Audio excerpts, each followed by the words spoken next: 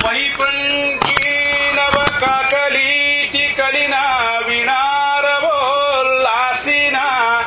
ಮಾದ್ಯತ್ ಕೋಕಿಲ ಮಂಜು ಪಂಚಮೈತಿ ವ್ಯಾಧಾಂಗನಭಿಶ್ರುತಂ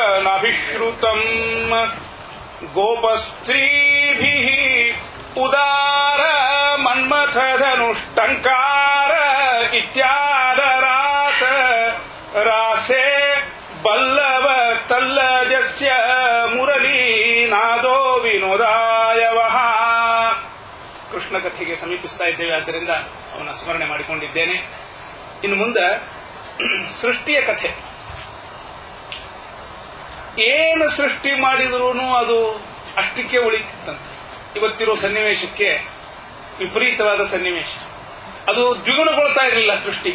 ಮೊದಲ ಮಾನಸಿಕ ಸೃಷ್ಟಿ, ಈ ಮೈಥುನ ಸೃಷ್ಟಿ ಆರಂಭ ಆಗೋದಕ್ಕಿಂತ ಮೊದಲು ಭಗವಂತನ ಮನಸ್ಸಿನಿಂದ ಸೃಷ್ಟಿ, ಮನಸ್ಸಿನೊಳಗೆ ಸೃಷ್ಟಿ ಆಗಬೇಕು ಅಂತ ವಿಚಾರ ಮಾಡಿದ್ರೆ ಅದರಿಂದ ಸೃಷ್ಟಿ ಆಗ್ತಾ ಇತ್ತಂತೆ. ಸನಕ ಸನಾತನ ಸನಂದನ ಸನತ್ಕುಮಾರರು ಅಂತ 4 ಜನ ಭಗವಂತನ ಮಾನಸಿಕ ಸೃಷ್ಟಿ. ಅನಂತರದಲ್ಲೇ ದಕ್ಷ ಪ್ರಜಾಪತಿಗೆ ಬ್ರಹ್ಮದೇವರ ಆಜ್ಞೆ ಮಾಡಿದ, ಸೃಷ್ಟಿ ಹಂಗಾರೆ ಮುಂದುವರೆಸಿರಪ್ಪ, ಭಗವಂತ ನನಗೆ ಜವಾಬ್ದಾರಿ ವಹಿಸ್ಯಾನ.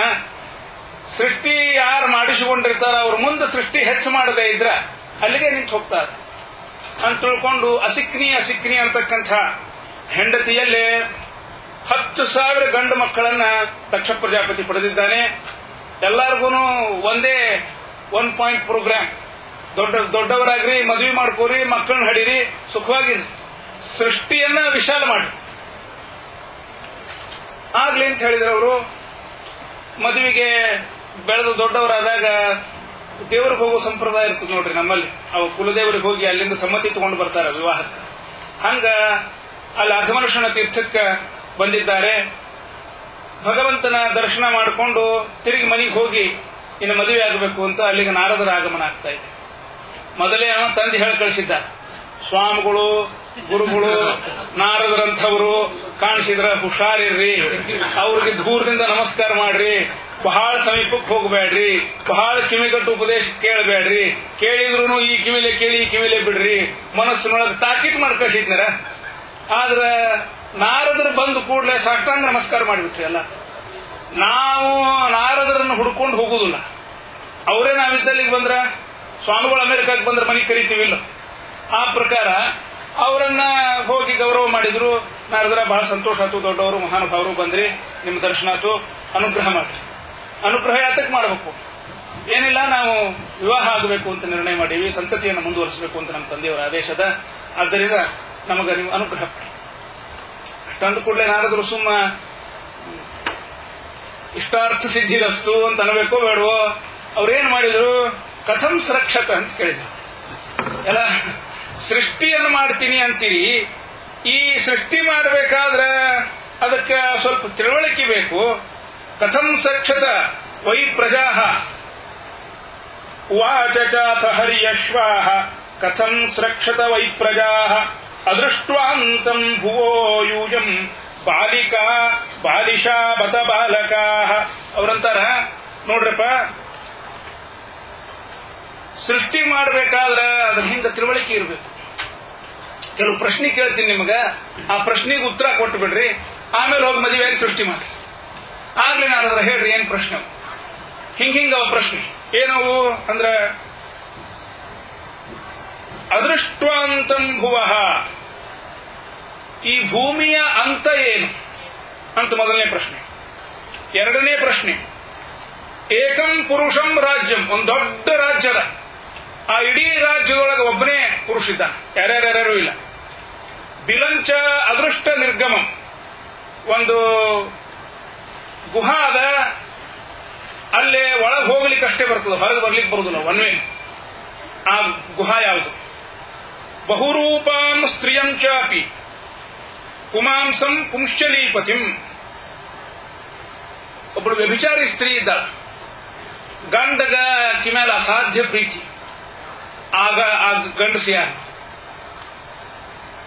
ಯಾರದರೆ ಗಂಡಸರ ಬಗ್ಗೆ ಸ್ವಲ್ಪ ಅಭಿಮಾನದಿಂದ ಹೆಂಗಸರ ಕಥೆ ಹೇಳಿದ್ರೇನೆ ಅವ್ರ ಮೇಲೆ ಸಿಟ್ಟಿ ಹೇಳ್ತಿರ್ತೀವಿ.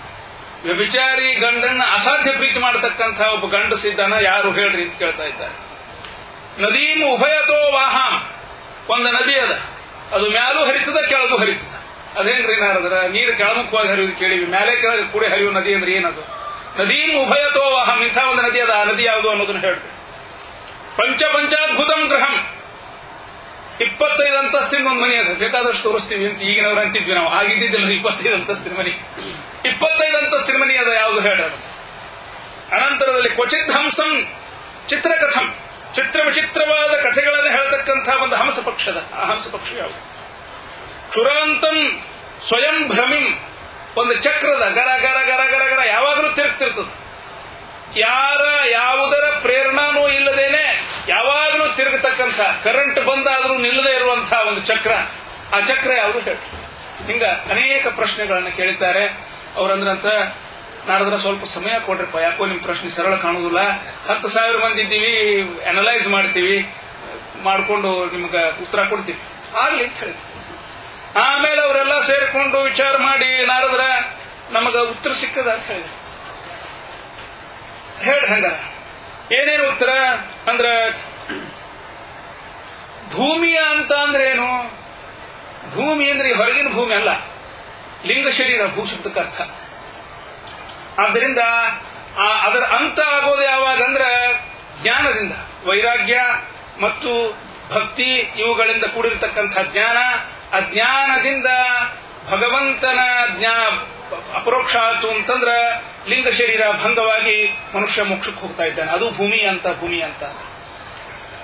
ಅನಂತರದಲ್ಲಿ ಏಕಂ ಪುರುಷಂ ರಾಜ್ಯಂ, ದೊಡ್ಡ ರಾಷ್ಟ್ರದ ಒಬ್ಬನೇ ಪುರುಷಿದ್ದ. ಮಂಗಲಾಷ್ಟಕ ಗೊತ್ತಿರುವವರಿಗೆ ಬ್ರಹ್ಮಾಂಡಂ ವರ ಮಂದಿರಂ ಸುರಗಣ ಯಸ್ಯ ಪ್ರಭೋ ಸೇವಕಾ ಸತ್ರೈಲೋಕ್ಯ ಕುಟುಂಬ ಪಾಲನ ಪರಃ ಕುರ್ಯಾಧರಿರ್ಮಂಗಲಂ. ಅಲ್ರಿ, ನಿಮ್ ಹರಿ ಒಬ್ಬನ ಯಾಕ ಮತ್ತೆ ನಾವು ಎಲ್ಲ ಇಲ್ಲನು ಅಂದ್ರೆ ಇದ್ದೀವಿ ಅಂತ ಹೇಳಿಸ್ಕೊಳ್ಳಿಕ್ಕೆ ನಾವಿಲ್ಲ. ಯಾಕಂದ್ರೆ ಇವತ್ತಿದ್ದೀವಿ ಅಂದ್ರೆ ನಾಳಿಲ್ಲ, ನಿನ್ನೆ ಇಲ್ಲ, ನಾಳಿಲ್ಲ, ಇವತ್ತ ಎಷ್ಟು ದಿವಸ ಇರ್ತೀವಿ ಗೊತ್ತಿಲ್ಲ. ಕಾಯಂ ಈ ರಾಷ್ಟ್ರದೊಳಗಿರ್ತಕ್ಕಂಥವ ಯಾವಾಗ ಇದ್ದಾನ ಅಂತ ಹೇಳಿದ್ರು ಯಾರಿಗೆ ಅಪ್ಲೈ ಆಗ್ತದ ಅಂಥವ ಭಗವಂತ ಮಾತ್ರ. ಆದ್ದರಿಂದ ಏಕಂ ಪುರುಷಂ ರಾಷ್ಟ್ರಂ ಅಂದ್ರೆ, ರಾಷ್ಟ್ರ ಅಂದ್ರೆ ಈ ಭಗವಂತನ ಸೃಷ್ಟಿ, ಅಲ್ಲಿರ್ತಕ್ಕಂಥ ಏಕೈಕ ಪುರುಷ ಅಂದ್ರೆ ಭಗವಂತ. ಏಕಂ ಪುರುಷಂ ರಾಷ್ಟ್ರಂ ವಿಲಂಚ ಅದೃಷ್ಟ ನಿರ್ಗಮಂ. ಒಂದು ಗುಹಾದ ಒಳಗೆ ಹೋಗ್ಲಿಕ್ಕೆ ಅಷ್ಟೇ ಬರ್ತದೆ, ಹೊರಗೆ ಬರ್ಲಿಕ್ಕೆ ಬರುವುದಿಲ್ಲ. ಬೆಂಗಳೂರಾಗ ಸಿಟಿ ಮಾರ್ಕೆಟ್ ಹಂಗಾದ ಬಿಡ್ರಿ. ಅಂದ್ರ ಏಕಂ ವಿಲಂ ಏನದು ಅಂದ್ರೆ ಯದ್ಗತ್ವಾ ನ ನಿವರ್ತಂತೆ ತದ್ಧಾಮ ಪರಮಂ ಮಮ. ಯದ್ಗತ್ವಾ ನ ನಿವರ್ತಂತೆ. ನೋಡ್ರಿ, ಮಹಾನುಭಾವರು ಚಂದ್ರಿಕಾಚಾರ್ಯರು, ವ್ಯಾಸರಾಜರು, ವಾದಿರಾಜರು, ಎಂತೆಂಥ ಮಹಾನುಭಾವರು ಹೋಗ್ಯಾರ. ಯಾರ ಬಂದು ಸುದ್ದಿ ಹೇಳ್ಯಾರ ನಮಗ, ಅಲ್ಲಿ ಹೋಗಿವ್ರಪ್ಪ ಹಿಂಗಿಂಗದ ಅಲ್ಲೇ. ಹೋದವ್ರು ಹೋಗೇ ಬಿಟ್ರು. ಏಕಂ ಅಲ್ಲಿ ಹೋದ್ರು ಅಂತಂದ್ರೆ ತಿರುಗಿ ಬರೋ ಹಂಗಿಲ್ಲ. ಯದ್ಗತ್ವಾ ನ ನಿವರ್ತಂತೆ ತದ್ಧಾಮ ಪರಮಂ ಮಮ. ಅನಂತರದಲ್ಲಿ ಬಹುರೂಪಾಂ ಸ್ತ್ರೀಯಂಚಾಪಿ ಪುಮಾಂಸಂ ಪುಂಶ್ಚಲೀಪತಿಂ. ವ್ಯಭಿಚಾರಿ ಸ್ತ್ರೀ, ಅವಳನ್ನು ಪ್ರೀತಿಸ್ತಕ್ಕಂಥ ಗಂಡ ಅಂದ್ರೆ ವ್ಯಭಿಚಾರಿ ಸ್ತ್ರೀ ಅಂದ್ರೆ ಬುದ್ಧಿ. ಅವಳು ಕೆಟ್ಟದ್ರೊಳಗೂ ತೊಡಗಿಸ್ತಾಳ, ಒಳ್ಳೆದ್ರೊಳಗೂ ತೊಡಗಿಸ್ತಾಳ. ಆದ್ರಿಂದ ಅವಳು ವ್ಯಭಿಚಾರಿ. ಅವಳಿಗೆ ಇಂಥ ನಿಶ್ಚಿತವಾದ ಮಾರ್ಗ ಇಲ್ಲ. ಅವಳನ್ನು ಬಹಳ ಪ್ರೀತಿಸ್ತಕ್ಕಂಥ ಪುರುಷ ಅಂದ್ರೆ ನಾವೆಲ್ಲರೂ, ಸ್ತ್ರೀಯರು ಸಹಿತ ಎಲ್ಲರಿಗೂ ಒಂದು ಬುದ್ಧಿ ಅಂತ ಯಾರಿಗದ ಅವರೆಲ್ಲರೂ. ಆದ್ರಿಂದ ಬಹುರೂಪಾಂ ಸ್ತ್ರೀಯಂಚಾಪಿ ಪುಮಾಂಸಂ ಪುಂಶ್ಚಲೀಪತಿಂ ಅಂತಂದ್ರ ನಾವೆಲ್ಲರೂ ಕೂಡ ಅದೆಲ್ಲ ಸರಿ ಆತ್ರಪ್ಪ. ಇದು ನದೀಂ ಉಭಯತೋ ವಾಹಂ, ಮ್ಯಾಲೂ ಹರಿತದ ಕೆಳಗೂ ಹರಿತದ ನದಿ ಅಂದ್ರಲ್ಲ, ಇದೇನಿದು ಅಂದ್ರ ಸಂಸಾರ ಪ್ರವಾಹ. ಮುತ್ಯ ಮನಿಯೊಳಗ ಸತ್ ಹೋಗಿರ್ತಾನ, ಶವ ಎತ್ತಿರ್ತಾರ, ಮೊಮ್ಮಗಳು ಧನಿ ತೆಗಿತಿರ್ತಾಳ ಮನಿಯೊಳಗ. ಅಲ್ಲಿ ಒಂದು ಕಡೆಯಿಂದ ಅದು ಪ್ರವಾಹ ಹಂಗೂ ಹರಿತದ, ಹಿಂಗೂ ಹರಿತದ. ಯಾರೋ ಹಿಂದಿನವ್ರು ಹೋಗ್ತಿರ್ತಾರ, ಮುಂದಿನವ್ರು ಕಣ್ಣು ತೆಗಿತಿರ್ತಾರ. ನದೀಂ ಉಭಯತೋ ವಾಹ, ಮೇಲಕ್ಕೂ ಕೆಳಕ್ಕೂ ಹರಿಯತಕ್ಕಂಥ ಈ ನದಿ. ಅನಂತರದಲ್ಲಿ ಪಂಚಾದ್ಭುತಂ ಗೃಹಂ. ನಿನ್ನೆನೆ ಈ ವಿಷಯ ಹೇಳಿದ್ದೇವೆ. ಸಾಂಖ್ಯ ತತ್ವದಲ್ಲಿ 25 ಅಂತಸ್ತಿನ ಮನಿ, ಪಂಚ ಜ್ಞಾನೇಂದ್ರಿಯ, ಪಂಚಕರ್ಮೇಂದ್ರಿಯ, ಪಂಚಭೂತಗಳು, ಪಂಚ ತನ್ಮಾತ್ರಗಳು, ಬುದ್ಧಿ, ಅಹಂಕಾರ, ಮನಸ್ಸು, ಚಿತ್ತ, 25ನೇದ್ದು ಪರಮಾತ್ಮ ಅಂತ. ಹಿಂಗ 25 ಅಂತಸ್ತಿನ ಮನೆ ಅಂತಂದ್ರೆ ಈ ಶರೀರ ಅಂತ ಅರ್ಥ. ಅನಂತರದಲ್ಲಿ ಕ್ವಚಿತ್ ಹಂಸಂ ಚಿತ್ರಕಥಂ, ಚಿತ್ರ ವಿಚಿತ್ರವಾಗಿರತಕ್ಕಂಥ ಕಥೆಯನ್ನು ಹೇಳ್ತಕ್ಕಂಥ, ಎಂದೆಂದಿಗೂ ಮುಗಿಯದ ಕಥೆಯನ್ನು ಹೇಳ್ತಕ್ಕಂಥ ಒಂದು ಹಂಸ ಪಕ್ಷಿ ಅಂತಂದ್ರೆ ಪರಮಾತ್ಮ. ಮುಗಿದಲ್ಲಿ ನೋಡ್ರಿ ನಾವು ಮನ್ವಂತರಗಳ ಕಥೆಗಳನ್ನು ಕೂತ್ವಿ ಅಂದ್ರೆ ಒಂದು ಭಾಗವತ ವಿಸ್ತಾರವಾಗಿ ಕೇಳಬೇಕಂದ್ರೆ ನಿಮ್ಗೊಂದು ವರ್ಷ ಬೇಕು. ಆದ್ರಿಂದ ಅದು ಏನು ಹೇಳ್ತಾರೆ, ಎಲ್ಲಾ ಅವತಾರಗಳನ್ನು ವರ್ಣನೆ ಮಾಡಿಲ್ಲ, ಇಲ್ಲಿ ಕೆಲವು ಮಾತ್ರ ಮಾಡೀವಿ, ಎಲ್ಲಾ ಭಕ್ತರ ಕಥೆಗಳಿಲ್ಲ, ಕೆಲವು ಮಾತ್ರ ಕೊಟ್ಟಿವಿ ಅಂತ ಹೇಳ್ತಾರೆ. ಕ್ವಚಿದ್ಧಂಸಂ ಚಿತ್ರಕಥಂ. ಅನಂತರದಲ್ಲಿ ಕ್ಷುರಾಂತಂಚ ಸ್ವಯಂ ಭ್ರಮಿಂ, ತಾನೇ ತಾನಾಗಿ ಯಾವಾಗಲೂ ತಿರುಗತಕ್ಕಂಥ ಚಕ್ರ ಅಂತಂದ್ರ ಟಿವಿ ಒಳಗೆ ಬರ್ತಾನಲ್ರಿ ಅಮ್ಮ, ಮೈ ಕಾಲು ಅಂತ ಕಾಲಚಕ್ರ ಕಾಲಚಕ್ರ ಅಂತಕ್ಕಂಥದ್ದು ಯಾವಾಗಲೂ ತಿರುಗತಕ್ಕಂಥ ಚಕ್ರ ಅದು. ಹಿಂಗ ಎಲ್ಲ ಆ ಪ್ರಶ್ನೆಗಳಿಗೆ ಉತ್ತರವನ್ನ ತಿಳಿದುಕೊಂಡು ಅವರು ನಾರದರ ಬಳಿಗೆ ಬಂದಿದ್ದಾರೆ. ಏನಾಗಿದ್ರೆ ಇದರ ಪರಿಣಾಮವಾಗಿ ಜೀವನದೊಳಗೆ ವೈರಾಗ್ಯ ಹುಟ್ಟೋಗಿದೆ. ಇದ್ರದ್ದು ಎಂಡ್ ಇಲ್ಲದ ಅಂತ ಗೊತ್ತಾದ ಮೇಲೆ ಮತ್ತು ಅಲ್ಲಿಂದ ಇಲ್ಲಿಗೆ ಹೋಗ್ಲಿಕ್ಕೆ ಈ ಮನಸ್ಥಿತಿಯ ಈ ಪರಿಪಾಕ ಬರಬೇಕು, ಅದು ನಮಗೆ ಈಗಾಗಲೇ ಬಂದುಬಿಟ್ಟದ. Why take that unnecessary journey ಅಂದ್ರು. ವಿರಕ್ತಿಯನ್ನ ತಾಳಿ ತಪಸ್ಸನ್ನ ಮಾಡಿ ಮೋಕ್ಷವನ್ನ ಪಡೆದಿದ್ದಾರೆ. ಅಷ್ಟಕ್ಕೆ ಸುಮ್ಮನೆ ಇರ್ಬೇಕಿಲ್ರಿ ನಾರದರು. ಬಂದಿಲ್ಲ ಮನೆಗೆ ಸುದ್ದಿ ಹೇಳ್ತಾರೆ, ನಿನ್ನ ಮಕ್ಕಳು ಬಂದಿದ್ರಪ್ಪ, ಅಲ್ಲೇ ಭೇಟಿಯಾಗಿದ್ರು, ಅವ್ರಿಗೆ ಹಿಂಗ್ ಪ್ರಶ್ನೆ ಕೇಳಿದೆ, ಅವ್ರು ಹಿಂಗ್ ಉತ್ತರ ಹೇಳಿದ್ರು, ಎಲ್ಲಾರು ತಪಸ್ಸನ್ನು ಮಾಡಿ ಮೋಕ್ಷಕ್ಕೆ ಹೋದ್ರು. ನೋಡೋ ದಕ್ಷ ಪ್ರಜಾಪತಿ, ಎಂಥ ಪುಣ್ಯವಂತ ನೀನು, ಛೇ ನಾರದ ಕೆಡಿಸಿಟ್ಟಿ ಕೆಲಸ ನೀನು ಅಂದ್ರು. ಹಂಗಾರ ಈ ಹರಿಯೇಶ್ವರದ ಕಥೆ ಮುಗಿತು. ಶಬಲಾಶ್ವರು ಅಂತ ತಿಳ್ಕೊಂಡು ಇನ್ನೊಂದು ದೊಡ್ಡ ಗುಂಪು ಅದನ್ನು ಕಳಿಸಿದ್ರು. ಅವ್ರಿಗೂ ಇದೇ ಪ್ರಶ್ನೆ, ಅಲ್ರಪ್ಪ ಸೃಷ್ಟಿ ಮಾಡ್ತೀವಿ ಅಂತ ಹೊರಟ್ರಿ ನೀವು, ಮತ್ತೆ ನಿಮಗೆ ಕೆಲವು ಪ್ರಶ್ನೆ ಕೇಳ್ತೀನಿ, ಅದಕ್ಕೆ ಉತ್ತರ ಕೊಟ್ಟು ಹೋಗ್ರಿ. ತಣ್ಣಗಾತು ಅಂದ್ರು. ನಿಮ್ ಪ್ರಶ್ನೆ ನಿಮ್ ಉತ್ತರ ಮುಗಿಯೋದ್ರೊಳಗೆ ಕನ್ಯಾ ಒಂದು ಕಾಯ್ತಿರ್ಬೇಕಲ್ಲ ನಮಗ. ಇಲ್ರು ಸರಸರ ಹೇಳ್ಬಿಡ್ತೀನಿ ಪ್ರಶ್ನೆ. ನಿಮ್ಮ ಅಣ್ಣಂದ್ರೆ ಈ ಪ್ರಶ್ನೆಗೆ ಉತ್ತರ ಕೊಟ್ಟಾರ, ನಿಮ್ಗೆ ಸಾಧ್ಯ ಆಗ್ಲಿಕ್ಕಿಲ್ಲ ಆಗ್ಲಿ ಅಂದ್ರು. ಅವರು ವಿಮರ್ಶೆ ಮಾಡಿಕೊಂಡಿದ್ದಾರೆ, ಅವರು ವಿರಕ್ತಿಯನ್ನು ತಾಳಿದ್ದಾರೆ. ಬಂದು ಮತ್ತೆ ನಾರದರು ಬಂದು ಪ್ರಜಾಪತಿ ಮುಂದೆ ಹೇಳಿದ್ರು, ಶಾಪ ಕೊಟ್ಟನಂತ, ನೀನು ಕಾಲೊಳಗೆ ಚಕ್ರ ಇರ್ತಾವ ಅಂತ ಚಾಷ್ಟಿ ಮಾಡ್ತಿರ್ತಾರೆ ನಮ್ಮಲ್ಲಿ, ಹಂಗೆ ಯಾವಾಗಲೂ ತಿರುಗಿ ನೀವು ಲೋಕದಿಂದ ಲೋಕಕ್ಕೆ ನೀವು ಮನೆಗೆ ಹತ್ತಬೇಡ, ಸಂಸಾರಕ್ಕೆ ಹತ್ತಬೇಡ ಅಂತ ಶಾಪ ಕೊಟ್ಟರೆ ಪರಮಾನಂದ ಆಗೋದಂತ ನಾರದರಿಗೆ. ಭಗವಂತನ ಗುಣಗಾನ ಮಾಡ್ತಾ ಲೋಕದಿಂದ ಲೋಕಕ್ಕೆ ಸಂಚಾರ ಮಾಡ್ತೀನಿ ನಾನು, ಇದು ನನಗೆ ಶಾಪಲ್ಲ ಅನುಗ್ರಹವೇ ಅಂತ ಹೊರಟಿದ್ದಾರೆ. ಹೀಗೆ ಆ ಹರಿಯೇಶ್ವರ ಶಬಲಾಶ್ವರ ಕಥೆ ಬರ್ತಾ ಇದೆ. ಅನಂತರದಲ್ಲಿ ನರಸಿಂಹದೇವರ ಅವತಾರ ಇಡೀ ಭಾಗವತದಲ್ಲಿ ಬಹಳ ಮುಖ್ಯ ಘಟ್ಟ. ನಿಮ್ಮಲ್ಲಿ ಅನೇಕರಿಗೆ ಕಥೆ ಗೊತ್ತಿದೆ, ಆದ್ದರಿಂದ ಅದನ್ನು ಸಂಕ್ಷೇಪ ರೂಪದಲ್ಲಿ ಹೇಳ್ತಾ ಇದ್ದೇನೆ. ಅದರಲ್ಲಿ ಕೇಳಲೇಬೇಕಾದ ಪುನಃ ಕೇಳಿದ್ರು ಮತ್ತೆ ಕೇಳಬೇಕಾದ ಕೆಲವು ಭಾಗಗಳವ, ಅವನು ಮಾತ್ರ ಹೇಳಿಕೊಂಡು ಮುಂದೆ ಹೋಗ್ತಾ ಇದ್ದೇನೆ. ಏನಾಯ್ತು ಅಂತಂದ್ರ, ಪೂರ್ವಕಾಲದಲ್ಲಿ ಹಿರಣ್ಯಕಶ್ಯಪು ತಪಸ್ಸು ಮಾಡಬೇಕು ಅಂತ ತಿಳ್ಕೊಂಡು ಅರಣ್ಯಕ್ಕೆ ಹೋದ. ಯಾಕೆ ತಪಸ್ಸು ಮಾಡಬೇಕು ಅಂದ್ರೆ ಅವಧ್ಯತ್ವದ ವರವನ್ನು ಪಡಿಬೇಕು, ಯಾರಿಂದಲೂ ನಾನು ವಧ್ಯರಾಗಬಾರ್ದು. ಎಂಥ ತಪಸ್ಸು ಮಾಡ್ಯಾನ್ರಿ, ಪ್ರಾಯ ಋಷಿ ಮುನಿಗಳೆಲ್ಲ ಕೌತುಕ ಪಡತಕ್ಕಂಥ ತಪಸ್ಸನ್ನು ಮಾಡಿದ್ದಾರೆ. ಎಲ್ಲ ಶರೀರ ಕ್ಷೀಣಾಗಿ, ಮಾಂಸ ಹೋಗಿ, ರಕ್ತ ಹೋಗಿ, ಅಸ್ಥಿಗತ ಪ್ರಾಣನಾಗಿ ಉಳಿದಿದ್ದಂತ ಹಿರಣ್ಯಕಶ್ಯಪ. ಬರೇ ಒಂದು ಎಲುಬಿನ ಹಂದ್ರು ಉಳಿದಿತ್ತು, ಅದರೊಳಗೆ ಪ್ರಾಣ ಉಳಿದಿತ್ತು. ಇಷ್ಟು ಘೋರವಾಗಿರ್ತಕ್ಕಂಥ ತಪಸ್ಸು. ಮನಸ್ಸಿನೊಳಗೆ ಸಂಕಲ್ಪ ಏನು ಅಂತಂದ್ರೆ, ಏನಾದರೂ ಶರೀರ ಒಂದ್ ದಿವಸ ಬಿದ್ದು ಹೋಗುದಾ, ಆತ್ಮ ಏನಾದ್ರೂ ನಾಶ ಆಗುವಂಥದ್ದಲ್ಲ. ಆದ್ದರಿಂದ ನನಗೆ ಬೇಡಿದ್ದು ಸಿಗೋ ತನಕನೂ ನಾನು ತಪಸ್ಸು ಮಾಡ್ತೀನಿ. ಬಹಳ ಆದ್ರೆ ಈ ಶರೀರ ಬಿದ್ದು ಹೋದಿತ್ತು, ಇನ್ನೊಂದು ಶರೀರ ಬರ್ತದೆ, ಅಲ್ಲೂ ತಪಸ್ಸನ್ನು ಕಂಟಿನ್ಯೂ ಮಾಡ್ತೀನಿ. ನಾನು ಬೇಡಿದ್ದನ್ನು ಭಗವಂತ ದಯಪಾಲಿಸುವ ತನಕನೂ ತಪಸ್ಸನ್ನು ನಿಂದ್ರಿಸೋದಿಲ್ಲ ಅನ್ನೋ ಹಠದಿಂದ ತಪಸ್ಸನ್ನು ಮಾಡಿ ಎಲ್ಲರೂ ಆಶ್ಚರ್ಯ ಪಡುವಂತೆ ಶರೀರ ಹೋಗಿ ಆ ಕಾಲದೊಳಗ ಅಸ್ಥಿಗತ ಪ್ರಾಣ ಅಂತ ಬರೇ ಎಲ್ವಿನ ಹಂದ್ರ ಉಳಿದದ, ಅದರೊಳಗೆ ನಾವು ಪ್ರಾಣ ಧಾರಣ ಮಾಡಿಕೊಂಡು ತಪಸ್ಸು ಮಾಡ್ತಾ ನಿಂತಿದ್ದಾನೆ.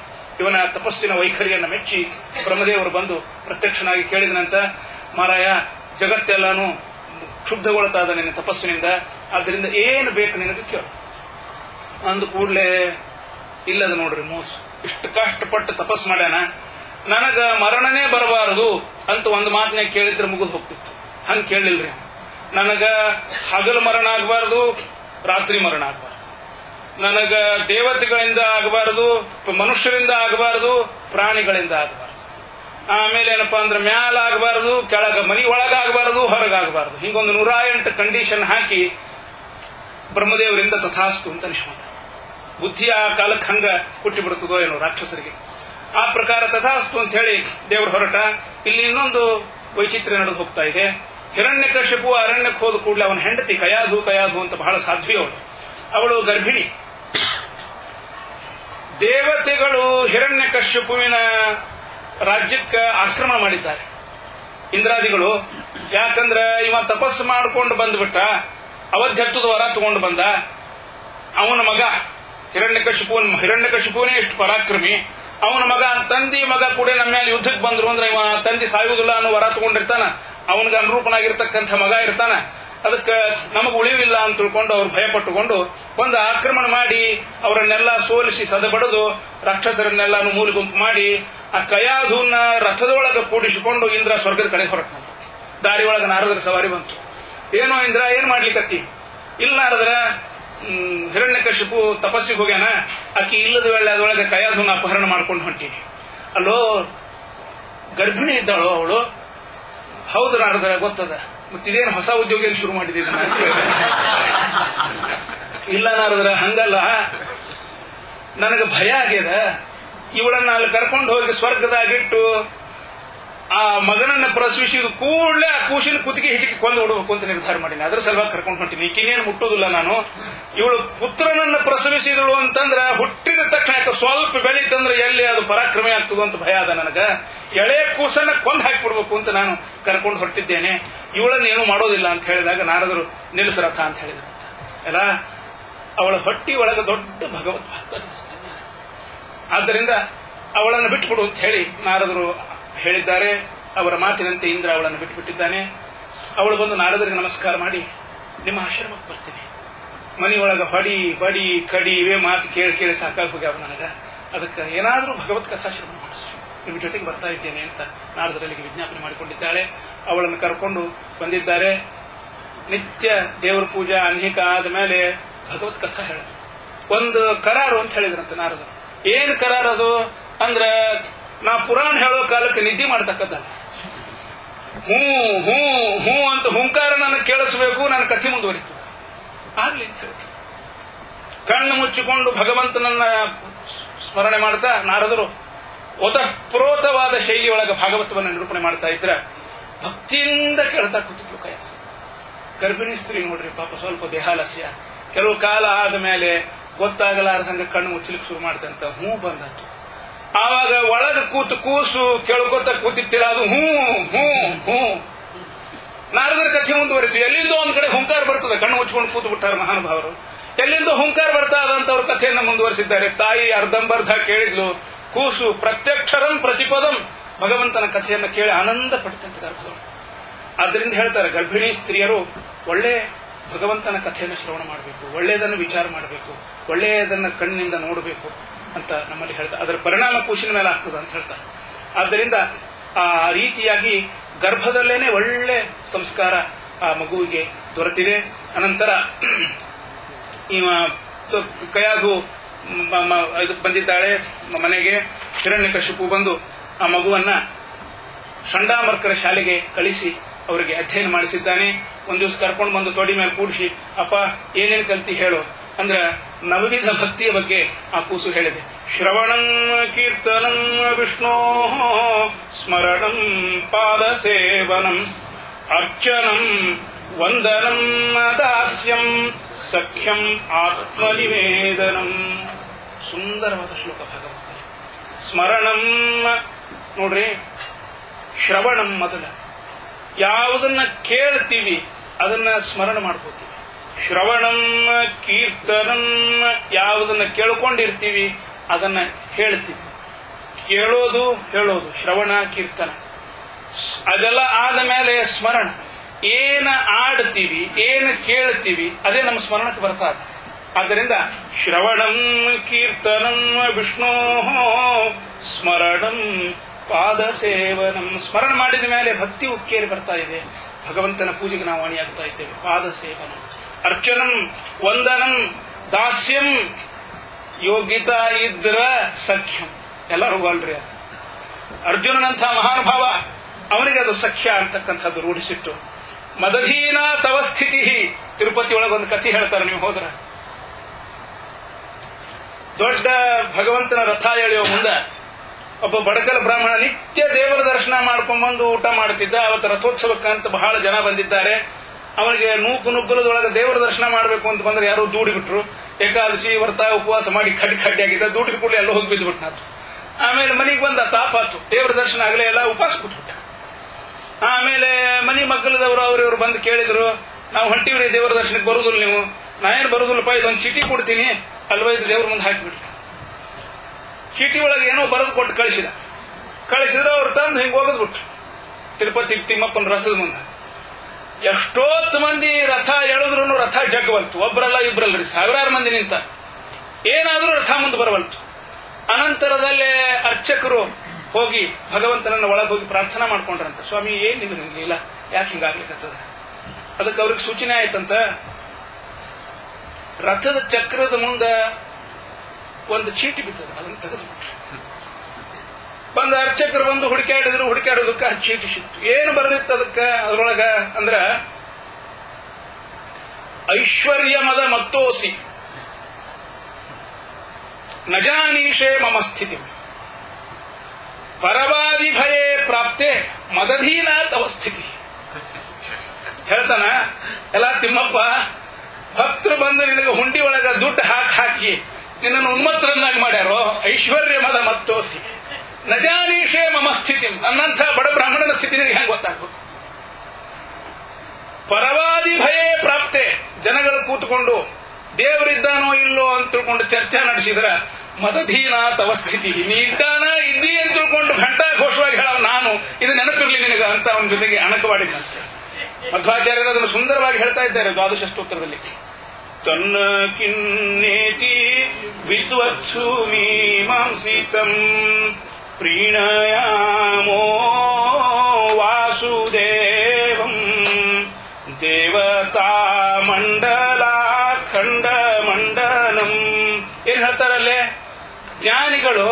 ತನ್ನ ಅದಲ್ಲ, ಪರಾತ್ಪರ ವಸ್ತು ಭಗವಂತ ಗುಣಪೂರ್ಣನಾಗಿರ್ತಕ್ಕಂಥವ ತತ್ನ ಅದಲ್ಲ, ಕಿಮ್ನ ಏನಲ್ಲಪ್ಪ ಅಂತ ಕೇಳ್ತಾರಂತ. ಇತಿ ವಿದ್ವತ್ಸು ಮೀಮಾಂಸಿತಂ, ತನ್ನ ಕಿನ್ನೇತಿ ವಿದ್ವತ್ಸು ಮೀಮಾಂಸಿತಂ ವಾಸುದೇವಂ ಪ್ರೀಣಯಾಮಃ ಎಂಬುದಾಗಿ ಹೇಳಿದ್ದಾರೆ.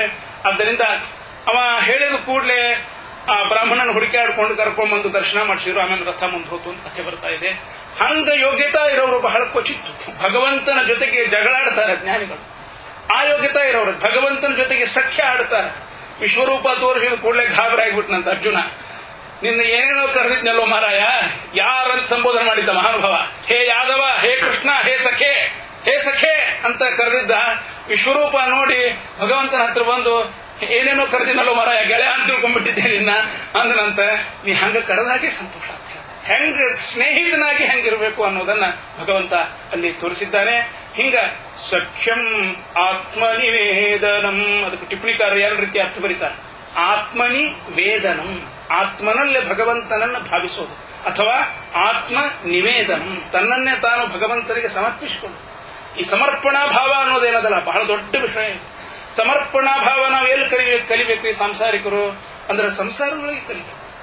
ಇಲ್ಲಿ ಕಲಿದೇ ಇದ್ರೆ ಎಲ್ಲೂ ಕಲಿಲಿಕ್ಕೆ ಸಾಧ್ಯ ಇಲ್ಲ ನಮಗೆ. ಹೆಂಡತಿ ಆದವಳು ಗಂಡನಲ್ಲಿ ಸಮರ್ಪಣಾ ಭಾವ, ಹೆಂಡತಿ ಗಂಡ ಇಬ್ಬರು ಸೇರಿ ಮಕ್ಕಳಲ್ಲಿ ಸಮರ್ಪಣಾ ಭಾವ, ಮಕ್ಕಳು ತಂದೆ ತಾಯಿಯಲ್ಲಿ ಸಮರ್ಪಣಾ ಭಾವ, ತಂದೆ ತಾಯಿ ಅವ್ರ ತಂದೆ ತಾಯಿಯಲ್ಲಿ ಸಮರ್ಪಣಾ ಭಾವ. ಎಷ್ಟು ಸುಂದರವಾದ ಸಂಸಾರದ ಹಂದರವನ್ನ ನಮ್ಮ ಪ್ರಾಚೀನರು ಹಾಕಿಕೊಟ್ಟಿದ್ದಾರೆ. ಮಾಡುವಾಗ ಅದನ್ನ ನೆನಪಿಟ್ಕೋಬೇಕು. ಈಗ ನಾ ಹೇಳಿದ್ದನ್ನ ಏನದು? ಗುಹಾಶಯೈವ ನ ದೇಹ ಮಾನಿನೇ. ಇವರ ಅಂತರ್ಯಾಮಿಗೆ ನಾವು ಮಾಡ್ತಾ ಇದ್ದೀವಿ ಸೇವಾ ಅನ್ನೋ ಭಾವದಿಂದ ನಾವು ಮಾಡಬೇಕು. ಆವಾಗ ನಾವಿಷ್ಟು ಮಾಡಿದ್ವಿ, ಅವ್ರು ನಮ್ಗೆ ಇಷ್ಟೇ ಮಾಡಿದ್ರು ಅನ್ನೋ ಲೆಕ್ಕಾಚಾರಕ್ಕೆ ಮನುಷ್ಯ ಬೀಳುವುದಿಲ್ಲ. ಯಾಕಂದ್ರೆ ನೀವು ಅವರಿಗೆ ಮಾಡಿಲ್ಲ, ನಿಮ್ಮ ಕರ್ತವ್ಯ ನೀವು ಮಾಡಿರಿ, ಅಂತರ್ಯಾಮಿ ಭಗವಂತನಿಗೆ ಮಾಡಿದ್ದೀರಿ. ಈ ದೃಷ್ಟಿಯಿಂದ ಮನುಷ್ಯ ಸಮರ್ಪಣಾ ಭಾವವನ್ನು ಬೆಳೆಸಿಕೊಂಡು ಆ ಸಮರ್ಪಣಾ ಭಾವವನ್ನು ಭಗವಂತನಲ್ಲಿಗೆ ಒಯ್ಯಬೇಕು. ಅಲ್ಲಿ ಸಂಪೂರ್ಣ ಸಮರ್ಪಣಾ ಭಾವದಿಂದ ನಮ್ಮನ್ನು ನಾವು ಒಪ್ಪಿಸಿಕೊಳ್ಳಬೇಕು. ಹೀಗೆ ಪ್ರಹ್ಲಾದರಾಜರು ಅನೇಕ ಉಪದೇಶಗಳನ್ನ ನೀಡಿದ್ದಾರೆ. ಅವನು ಹಿರಣ್ಯಕಶ್ಯಪು ಸಿಟ್ಟಿಗೆದ್ದು ಪಾಠ ಬದಲು ಮಾಡಿಸಿದ, ಚಂಡಮಾರುತರನ್ನ ಕರೆದು ಹೇಳಿದ, ಆದ್ರೂ ಬದಲಾಗಲಿಲ್ಲ. ಅದೆಲ್ಲ ಕಥೆ ನೀವು ಕೇಳಿದ್ದೀರಿ. ಕೊನೆಗೊಂದು ಮಾತು ಕೇಳ್ತಾನಂತೆ, ನಾನು ಎಷ್ಟು ಶೂರ, ಎಷ್ಟು ವೀರ ಅನ್ನೋದನ್ನ ಇಡೀ ಪ್ರಪಂಚ ಹೊಗಳ್ತಾ ಇದೆ. ನೀನು ಮಾತೆ ಕೇಳಿದ್ರೆ ಮಾತಾಡಿಸಿದ್ರೆ ಶ್ರೀಹರಿ ಕೃಷ್ಣ ಭಗವಂತ ಅಂತ ನೀನು ಮಾತಾಡ್ತಾ ಇದ್ದಿ. ಯಾರವ ನೀನು ಶ್ರೀಹರಿ? ಮತ್ತೆ ನಿನಗ ಬೆಟ್ಟದಿಂದ ದೂಡಿಸಿದೆ, ವಿಷಪ್ರಾಶನ ಮಾಡಿಸಿದೆ, ಎಲ್ಲಾ ತರಹದ ಶಿಕ್ಷೆಗಳನ್ನು ಕೊಡಿಸಿದೆ, ಆದ್ರೂ ನಿನಗೇನೂ ಆಗಿಲ್ಲ ಅಂದ ಮೇಲೆ ಏನಿದು ವೈಚಿತ್ರ್ಯ? ಎಲ್ಲಿಂದ ಈ ಬಲ ನಿನಗೆ? ಅಂತಂದ್ರೆ ಅದಕ್ಕೆ ಹೇಳ್ತಾ ಇದ್ದಾನೆ, ನ ಕೇವಲಂ ಮೇ ಭವತಶ್ಚ ರಾಜನ್ ನ ವೈ ಬಲಂ ಬಲಿನಾಂಚ ಪರೇಶಾಂ. ಎಲ್ಲರಿಗೂ ಬಾಯಾಗಾಗ್ಬಿಟ್ಟ ನೋಡ್ರಿ ಪ್ರಹ್ಲಾದರಾಜ ಮಾತ್ರ. ಅದಕ್ಕೆ ಸತ್ಸಂಗ ಅಂತ ಹೇಳು. ನ ವೈ ಬಲಂ ಬಲಿನಾಂಚ ಪರೇಶಾಂ. ಬರೇ ನನಗಲ್ಲ, ಬರೇ ನಿನಗಲ್ಲ, ನಿನ್ನಂಥ ರಾಜರಿಗಲ್ಲ, ಯಾರ್ಯಾರಲ್ಲಿ ಬಲ ಅದನೋ ಅವರೆಲ್ಲರಿಗೂ ಬಲವನ್ನು ಕೊಟ್ಟಿರ್ತಕ್ಕಂಥ ಭಗವಂತ. ಎಲ್ಲಿದ್ದಾನವ ಅಂದ್ರೆ ಎಲ್ಲ ಕಡೆಗೆ ಇದ್ದಾನೆ. ಯಚ್ಚ ಕಿಂಚಿತ್ ಜಗತ್ ಸರ್ವಂ ದೃಶ್ಯತೆ ಶ್ರೂಯತೆ ಪಿವ ಅಂತಃ ಬಹಿಃ ತತ್ ಸರ್ವಂ ವ್ಯಾಪ್ಯ ನಾರಾಯಣ ಸ್ಥಿತಃ. ದಾಸರಾಯರದನ್ನ ಕನ್ನಡದಲ್ಲಿ ಎಷ್ಟು ಸುಂದರವಾಗಿ ಹೇಳಿದ್ದಾರೆ. ಮುಳ್ಳು ಕೊನೆಯ ಎಳ್ಳು ಮೊನೆಯ ಪೊಳ್ಳು ಬಿಡದೆ ಒಳಗೆ ಹೊರಗೆ ಎಲ್ಲ ಠಾವಿ ನಲ್ಲು ಲಕುಮಿ ನಲ್ಲನಿದ್ದಾನೆ. ಯಚ್ಚ ಕಿಂಚಿತ್ ಜಗತ್ ಸರ್ವಂ ದೃಶ್ಯತೆ ಶ್ರೂಯತೆ ಪಿವ. ಅದರ ಅನುವಾದ ಇದು. ಎಲ್ಲೆಲ್ಲಿ ಗಾಳಿ ಆಡುತ್ತದ, ಎಲ್ಲೆಲ್ಲಿ ಬಿಸಿಲು ಬೀಳುತ್ತದ, ಎಲ್ಲೆಲ್ಲಿ ಅವಕಾಶ ಅದ, ಅಲ್ಲಿ ಎಲ್ಲ ಕಡೆಗೆ ಭಗವಂತ ಇದ್ದಾನೆ. ಎಷ್ಟು ದೃಢವಾದ ನಿಶ್ಚಿತವಾದ ಜ್ಞಾನ ನೋಡ್ರಿ. ಎಲ್ಲ ಹಂಗಾರ ಈ ಕಂಬದೊಳಗಿದ್ದಾನ ಕ್ವಾಸವು ಸ್ತಂಭೇನ ದೃಶ್ಯತೆ. ಯಾರು ಹೇಳಿದ್ರೆ ನನಗೆ ಕಾಣುದಿಲ್ಲ ಅಂತ ಪ್ರಹ್ಲಾದರಾಜ ಹೇಳ್ತಾ, ಎಲ್ಲಾ ಕಡೆ ಇದ್ದಾನ ಅಂದ್ರೆ ಕಂಬದೊಳಗಿದ್ದಾನ ಅಂತ ಪ್ರತ್ಯೇಕ ಹೇಳ್ಬೇಕೇನು? ಇದ್ದೇ ಇದ್ದಾನ. ಹಂಗಾರ ಇಲ್ಲೋಡು, ಈ ಕಂಬ ಮುರಿತೀನಿ, ಈಗ ಇದ್ರೊಳಗೆ ಏನಾದ್ರೆ ದೇವ್ರ ಕಾಣಿಸದೇ ಇದ್ರೆ ನಿನ್ನ ಶಿರಕ್ಷಣೆ ಮಾಡಿಬಿಡ್ತೀನಿ. ಮತ್ತೊಬ್ರು ಯಾರೇ ಆದ್ರ ಸ್ವಲ್ಪ ವಿಚಾರ ಮಾಡಿ ಹೇಳ್ತೀನಿ ಅನ್ಬೇಕು. ಪ್ರಹ್ಲಾದರಾಜರು ಅಂದ್ರು ನಕ್ಕೋದ್ ನಿಂತ್ಬಿಟ್ರು. ಅವ್ರು ಏನ್ ಮೂರ್ಖಿದ್ದೀಯೋ, ಇದ್ದೇ ಇದ್ದಾನ ಅದ್ರೊಳಗೆ, ಎಲ್ಲಿ ಬೇಕಾದಲ್ಲಿ ನೋಡಿ ನೀನು. ಮುಷ್ಟಿಯಿಂದ ಅವಡು ಗಚ್ಚಿ ಒಳ್ಳೆ ದಷ್ಟಪುಷ್ಟವಾಗಿರ್ತಕ್ಕಂಥ ಅರಮನೆ ಕಂಬ ಗುದ್ದಿದ್ರ ದೊಡ್ಡ ಸಪ್ಪಳ ಆಯ್ತಂತ. ಆ ಶಬ್ದಕ್ಕೇನೆ ಹೆದರಿದ್ದಾನೆ ಹಿರಣ್ಯಕಶಿಪು. ಪ್ರಹ್ಲಾದರಾಜರು ಕೈ ಮುಗಿದುಕೊಂಡು ನಿಂತಿದ್ದಾರೆ. ನರಸಿಂಹದೇವರ ಅವತಾರ. ಸತ್ಯಂ ವಿಧಾತುಂ ನಿಜ ಭೃತ್ಯ ಭಾಷಿತಂ ವ್ಯಾಪ್ತಿಂಚ ಭೂತೇಷ್ವಖಿಲೇಷು ಜಾತ್ಮನಃ ಅದೃಶ್ಯತಾತ್ಯದ್ಭುತ ರೂಪ ಮುದ್ವಹನ್ ಸ್ತಂಭೆ ಸಭಾಯಾಂ ನ ಮೃಗನ್ನ ಮಾನುಷಂ. ವಾದಿರಾಜರು ಕಂಬದ ಮಗನೇ ಅಂತ ಕರೆದಿದ್ದಾರೆ ಪ್ರೀತಿಯಿಂದ. ಸ್ತಂಭಾರ್ಭಕಾಸಹನ ಡಿಂಭಾಯ ದತ್ತವರ ಗಂಭೀರ ನಾದ ನೃಹರೇ. ಸ್ತಂಭಾರ್ಭಕ, ಸ್ತಂಭದ ಅರ್ಭಕ ಅಂದ್ರ ಮಗ. ಆದ್ದರಿಂದ ಅಂಥ ಸ್ವಾಮಿ ಪ್ರತ್ಯಕ್ಷನಾಗಿದ್ದಾನೆ. ಸತ್ಯಂ ವಿಧಾತುಂ ನಿಜ ಭೃತ್ಯ ಭಾಷಿತಂ. ತನ್ನ ಭೃತ್ಯನಾಗಿರತಕ್ಕಂಥ ಪ್ರಹ್ಲಾದನ ಮಾತನ್ನ ಸತ್ಯ ಮಾಡ್ಲಿಕ್ಕೋಸ್ಕರ ವೈಕುಂಠದಿಂದ ಓಡಿ ಬಂದು ಸ್ವಾಮಿ ಕಾಣಿಸಿಕೊಂಡಿದ್ದಾನೆ. ಹೆಂಗ ಕಾಣಿಸಿಕೊಂಡ? ಸತ್ಯಂ ವಿಧಾತುಂ ನಿಜ ಭೃತ್ಯ ಭಾಷಿತಂ.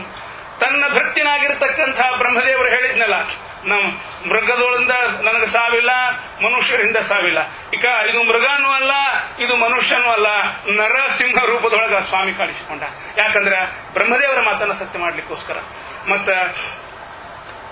ವ್ಯಾಪ್ತಿಂಚ ಭೂತೇಷ್ವಖಿಲೇಷು ಚಾತ್ಮನಃ ಸತ್ಯಂ ವಿಧಾತುಂ ನಿಜ ಭೃತ್ಯ ಭಾಷಿತಂ. ಪ್ರಹ್ಲಾದ್ ಹೇಳಿದ್ದ ಎಲ್ಲಾ ಕಡೆ ಇದ್ದಾನ ಅಂತ ಹೇಳಿದ್ದ. ಈಗ ಕಂಬದೊಳಗ ತೋರಿಸಿ ಎಲ್ಲಾ ಕಡೆ ನಾ ಇದ್ದೀನಿ ಅಂತ ಹೇಳಿ ಭೃತ್ಯನಾಗಿರತಕ್ಕಂಥ ಪ್ರಹ್ಲಾದನ ಮಾತನ್ನ ಸತ್ಯಗೊಳಿಸಿದ. ವ್ಯಾಪ್ತಿಂಚ ಭೂತೇಷ್ವಖಿಲೇಷು ಚಾತ್ಮನಃ ಅದೃಶ್ಯತ ಅತ್ಯದ್ಭುತ ರೂಪ ಮುದ್ವಹನ್ ಸ್ತಂಭೆ ಸಭಾಯಾಂ ನ ಮೃಗನ್ನ ಮಾನುಷಂ. ಅಲ್ಲೇ ಪ್ರಹ್ಲಾದರಾಜರು ಕೈ ಮುಗಿದುಕೊಂಡು ನಿಂತಿದ್ದಾರೆ. ಹಿರಣ್ಯಕಶ್ಯಪುವನ್ನು ಒಯ್ದು ಹೊಸ್ತಿಲ ಮೇಲೆ ಹೊಟ್ಟೆಯನ್ನು ಬಗೆದು ಸಂಹಾರ ಮಾಡಿದ್ದಾನೆ. ಇನ್ನೊಂದು ಭಾಗವತದೊಳಗಿಲ್ಲದ ಒಬ್ಬರು ಟಿಪ್ಪಣಿಕಾರರು ಬರೀತಾರೆ, ಎಲ್ಲ ಅವನ ಕರಳನ್ನ ಬಗದ ಮೇಲೆ ನರಸಿಂಹದೇವರು ಹುಡುಕ್ತಿದ್ನಂತ ಹೊಟ್ಟಿ ಒಳಗೆ. ಏನ್ ಹುಡುಕಿದವ ಅಂದ್ರ ಪ್ರಹ್ಲಾದನಂಥ ರತ್ನ ಇನ್ನೂ ಏನೋ ಇಟ್ಕೊಂಡಾನೋ ಏನೋ ಅಂತ ಅವನ ಕರಳನ್ನ ಬಗದು ಹುಡುಕಿದ. ಆ ಪ್ರಕಾರಕವಾಗಿ ಅವನನ್ನ ಸಂಹಾರ ಮಾಡಿ ದೇವತೆಗಳು ಪುಷ್ಪವೃಷ್ಟಿಯನ್ನು ಮಾಡಿದ್ದಾರೆ. ಬ್ರಹ್ಮಾದಿ ದೇವತೆಗಳು ಅದ್ಭುತವಾದ ರೂಪವನ್ನು ನೋಡಿ ಗಾಬರಿಗೊಂಡಿದ್ದಾರೆ. ಅವರು ಬಂದು ನೇರವಾಗಿ ಮಾತಾಡಲಿಲ್ಲಂತ ಭಗವಂತನ ಹತ್ರ. ಪ್ರಹ್ಲಾದನ ಕರೆದ್ರಂತ, ಸ್ವಲ್ಪ ನೀನೇ ಮುಂದೆ ಹೋಗಿ ಮಾತಾಡ್ಸ್ಬಿಡಪ್ಪ, ಅವ್ರನ್ನ ಮನೆಯವ್ರು ಯಾಕೋ ರಂಗ್ರಂಗಾಗ್ಯಾರ, ನಾವು ಮಾತಾಡ್ಸಲಿಕ್ಕೆ ನಮಗೆ ಧೈರ್ಯ ಸಾಲದು ಅಂತ ಹೇಳಿದ್ರಂತ. ಪ್ರಹ್ಲಾದ ಬಂದು ಕೈ ಮುಗಿದುಕೊಂಡು ಹೇಳಿದ್ನಂತ, ನಾಹಂ ಬಿಭೇಮಿ, ನನಗೇನು ಹೆದರಿಕಿಲ್ಲ ಸ್ವಾಮಿ ನೀನು ನೋಡಿದ್ರೆ ಅಂತ ಹೇಳಿದ್ನಂತ. ಭಕ್ತನಿಗೆ ಭಗವಂತನಿಗೆ ಇರಬೇಕಾದಂತಹ ಸಲಿಗೆ, ಸ್ನೇಹ, ಸಂಬಂಧ ಎಂಥದ್ದು ಅಂತಕ್ಕಂಥದ್ದನ್ನ ಇಲ್ಲಿ ಮಹಾರಾಜರು ತೋರಿಸಿಕೊಟ್ಟಿದ್ದಾರೆ. ಬಹಳ ಆನಂದಪಟ್ಟು ಭಗವಂತ, ನಡಿ ಪ್ರಹ್ಲಾದ, ಬೇಕಾದಷ್ಟು ಅನುಭವಿಸಿದ್ದಿ, ಶಿಕ್ಷೆಗಳನ್ನು ಅನುಭವಿಸಿದ್ದಿ, ನನ್ನ ಜೊತೆಗೆ ಮೋಕ್ಷಕ್ಕೆ ನಡಿ, ಮೋಕ್ಷ ಮಂದಿರ ಕರ್ಕೊಂಡು ಹೋಗ್ತೀನಿ ಅಂದ್ರೆ ಏನ್ ಹೇಳ್ಬೇಕು ಪ್ರಹ್ಲಾದರಾಜರು? ನೈತಾನ್ ವಿಹಾಯ ಕೃಪಣಾನ್ ವಿಮುಕ್ಷ ಏಕಃ ನಾಣ್ಯಂ ತ್ವದಸ್ಯ ಶರಣಂ ಭ್ರಮತೋನುಪಶ್ಯೇ. ನಮ್ಮ ಸುತ್ತಮುತ್ತಲು ಇದ್ದಾರಲ್ಲ, ಇವರನ್ನೆಲ್ಲ ಬಿಟ್ಟು ನಾನು ಒಬ್ಬನೇ ಮೋಕ್ಷಕ್ಕೆ ಬರೋದಿಲ್ಲ, ಇವರಿಗೂ ಉದ್ಧಾರದ ಮಾರ್ಗವನ್ನ ತೋರಿಸಿ ಇವರನ್ನು ಕರ್ಕೊಂಡು ಬರ್ತೀನಿ ಅಂತ ಹೇಳಿದನಂತ. ಅದೇ ಪ್ರಹ್ಲಾದರಾಜರು ಮಂತ್ರಾಲಯ ಪ್ರಭುಗಳಾಗಿ ನಿಂತುಕೊಂಡು ಇಂದಿಗೂ ನಮಗೆ ಮಾರ್ಗದರ್ಶನವನ್ನು ಮಾಡ್ತಾ ಇದ್ದಾರೆ. ಇವನ್ನ ಕಲಿಬೇಕ್ರಿ. ನಾವು ಕಥಿ ಕೇಳಬಾರದು. ಬರೇ ರಾಯರ ಆರಾಧನೆಗೆ ಹೋದ್ರೆ ಎರಡೆರಡೆಲಿ ಎರಡು ಕೈಲಿ ಹಿಂಗ್ ಹಿಡ್ಕೊಂಡು ಕೂತ್ಬಿಟ್ಟು ಅವ್ರ ಮಹಾರಾಯರು ಮೋಕ್ಷ ಬೇಡ ನನಗ, ಅವ್ರನ್ನ ಕರ್ಕೊಂಡು ಹೋಗ್ತೀವಿ ಅಂದ್ರು. ಅಂಥವ್ರ ಆರಾಧನೆಗೆ ಹೋಗಿ ನಾವು ಕ್ಷುದ್ರವಾದ ಭೋಜನಕ್ಕ ನನಗೆ ನಗು ಬರ್ತದೆ ನೋಡಿದಾಗ. ಯಾರ ಆರಾಧನೆಗೆ ಬಂದೀವಿ, ಏನ್ ಮಾಡ್ತಾ ಇದ್ದೀವಿ? ನೈತಾನ್ವಿಹಾಯ ಕೃಪಣಾನ್ ವಿಮುಕ್ಷ ಏಕ. ರಾಯರ ಆದರ್ಶ, ಸುತ್ತಮುತ್ತಲಿನ ಸಮಾಜದಲ್ಲಿ ಇರಬೇಕಾದ ಕರುಣೆ, ಪ್ರೀತಿ, ತ್ಯಾಗ, ಅದನ್ನ ಅವರು ಮೆರೆದಿದ್ದಾರೆ. ಈ ರೀತಿಯಾಗಿ ಭಗವಂತ ಸ್ವಾಮಿ ಪ್ರಹ್ಲಾದರಾಜರನ್ನು ಕೇಳಿದ್ನಂತ, ಏನಾದ್ರೂ ಕೇಳು, ಏನು ಉತ್ತರ ಕೊಡ್ಬೇಕ್ರಿ? ಕಾಮಾನಾಂ ಹೃದಯ ಸಂರೋಹಂ ಭವತಸ್ತು ವೃಣೇವರಂ. ಸ್ವಾಮಿ, ಏನರೇ ಕೇಳಿದೆ ಅಂತಂದ್ರ ಅದು ಮತ್ತಿನ್ನೊಂದು ಅಪೇಕ್ಷಾ ಹುಟ್ಟಾಗ್ತದೆ. ಆ ಇನ್ನೊಂದು ಅಪೇಕ್ಷಾ ಮತ್ತೆ ಮುಂದಿನ 10 ಅಪೇಕ್ಷಾಗಳಿಗೆ ಹುಟ್ಟಾಗ್ತಾವ. ನೋಡ್ರಿ, ಎಲ್ಲರೂ ಇಲ್ಲಿ ಅಮೆರಿಕಕ್ಕೆ ಬಂದ್ವಿ, ಬರೋ ಮುಂದೆ ಎಷ್ಟೋ 1 ಲಕ್ಷ, 10 ಲಕ್ಷ, 100 ಲಕ್ಷ ಏನೋ ಒಂದು ಟಾರ್ಗೆಟ್ ಇತ್ತು. ಇಷ್ಟೊಂದು ಆಮೇಲೆ ಇಂಡಿಯಾಕ್ಕೆ ಹೋಗ್ಬಿಡ್ತೀವಿ. ಏನಿದೆ, ಚಲೋ ಇಲ್ಲ ಇದು, ಇಲ್ಲೇನು ಕಲ್ಚರ್ ಇಲ್ಲ, ಇದು ಇಲ್ಲ. ನಮ್ಮ ದೇಶ ಕರ್ಮಭೂಮಿ, ನಾವು ಅಲ್ಲೇ ಹೋಗಿದ್ದು ಬಿಡ್ತೀವಿ. ಅದು ಒಂದು ಹೋಗಿ 10 ಲಕ್ಷ ಆತು, 10 ಹೋಗಿ 100 ಲಕ್ಷ ಆತು, 100 ಪೇರಿಸಿ ಇಡ್ತೀವಿ. ಹೋಗಂಗಿಲ್ಲ. ಏನ್ ಹೋಗಿಲ್ಲನ್ರಿ? ಇನ್ನ ಇಲ್ರಿ, ಬಹಳ ತುಟ್ಟಾಗ್ಯಾವ ಇಂಡಿಯಾದೊಳಗೆ ಸಾಮಾನು. ಎಷ್ಟು ರೊಕ್ಕ ಹೋಯ್ದ್ರು ಸಾಯುವುದಿಲ್ಲ. ಡಾಲರ್ ಏನ್ ರುಚಿ, ಅದು ರಕ್ತದ ರುಚಿ ಇದ್ದಂಗ, ಅದು ಮುಗಿಯುವುದೇನು. ಆದ್ದರಿಂದ ಮನುಷ್ಯನಿಗೆ ಬಯಕೆಗಳು ಅಂತಕ್ಕಂಥವು ಅವು ಎಂದೂ ಮುಗಿಯುವಂಥವಲ್ಲ. ಕಾಮಾನಾಂ ಹೃದಯ ಅಸಂರೋಹಂ. ಸ್ವಾಮಿ, ಏನರೇ ಪ್ರಲೋಭನ ನನ್ನ ಮುಂದೆ ಒಡ್ಡಬೇಡ ಅಂತಾನ ಪ್ರಹ್ಲಾದ. ಏನರೇ ಒಂದು ಕೊಟ್ಟಿ ಅಂದ್ರ ಅದನ್ನ ಭೋಗಿಸ್ತೀನಿ, ಮುಂದೆ ಮತ್ತೊಂದು ಅಪೇಕ್ಷಾ ಹುಟ್ಟುತ್ತದೆ.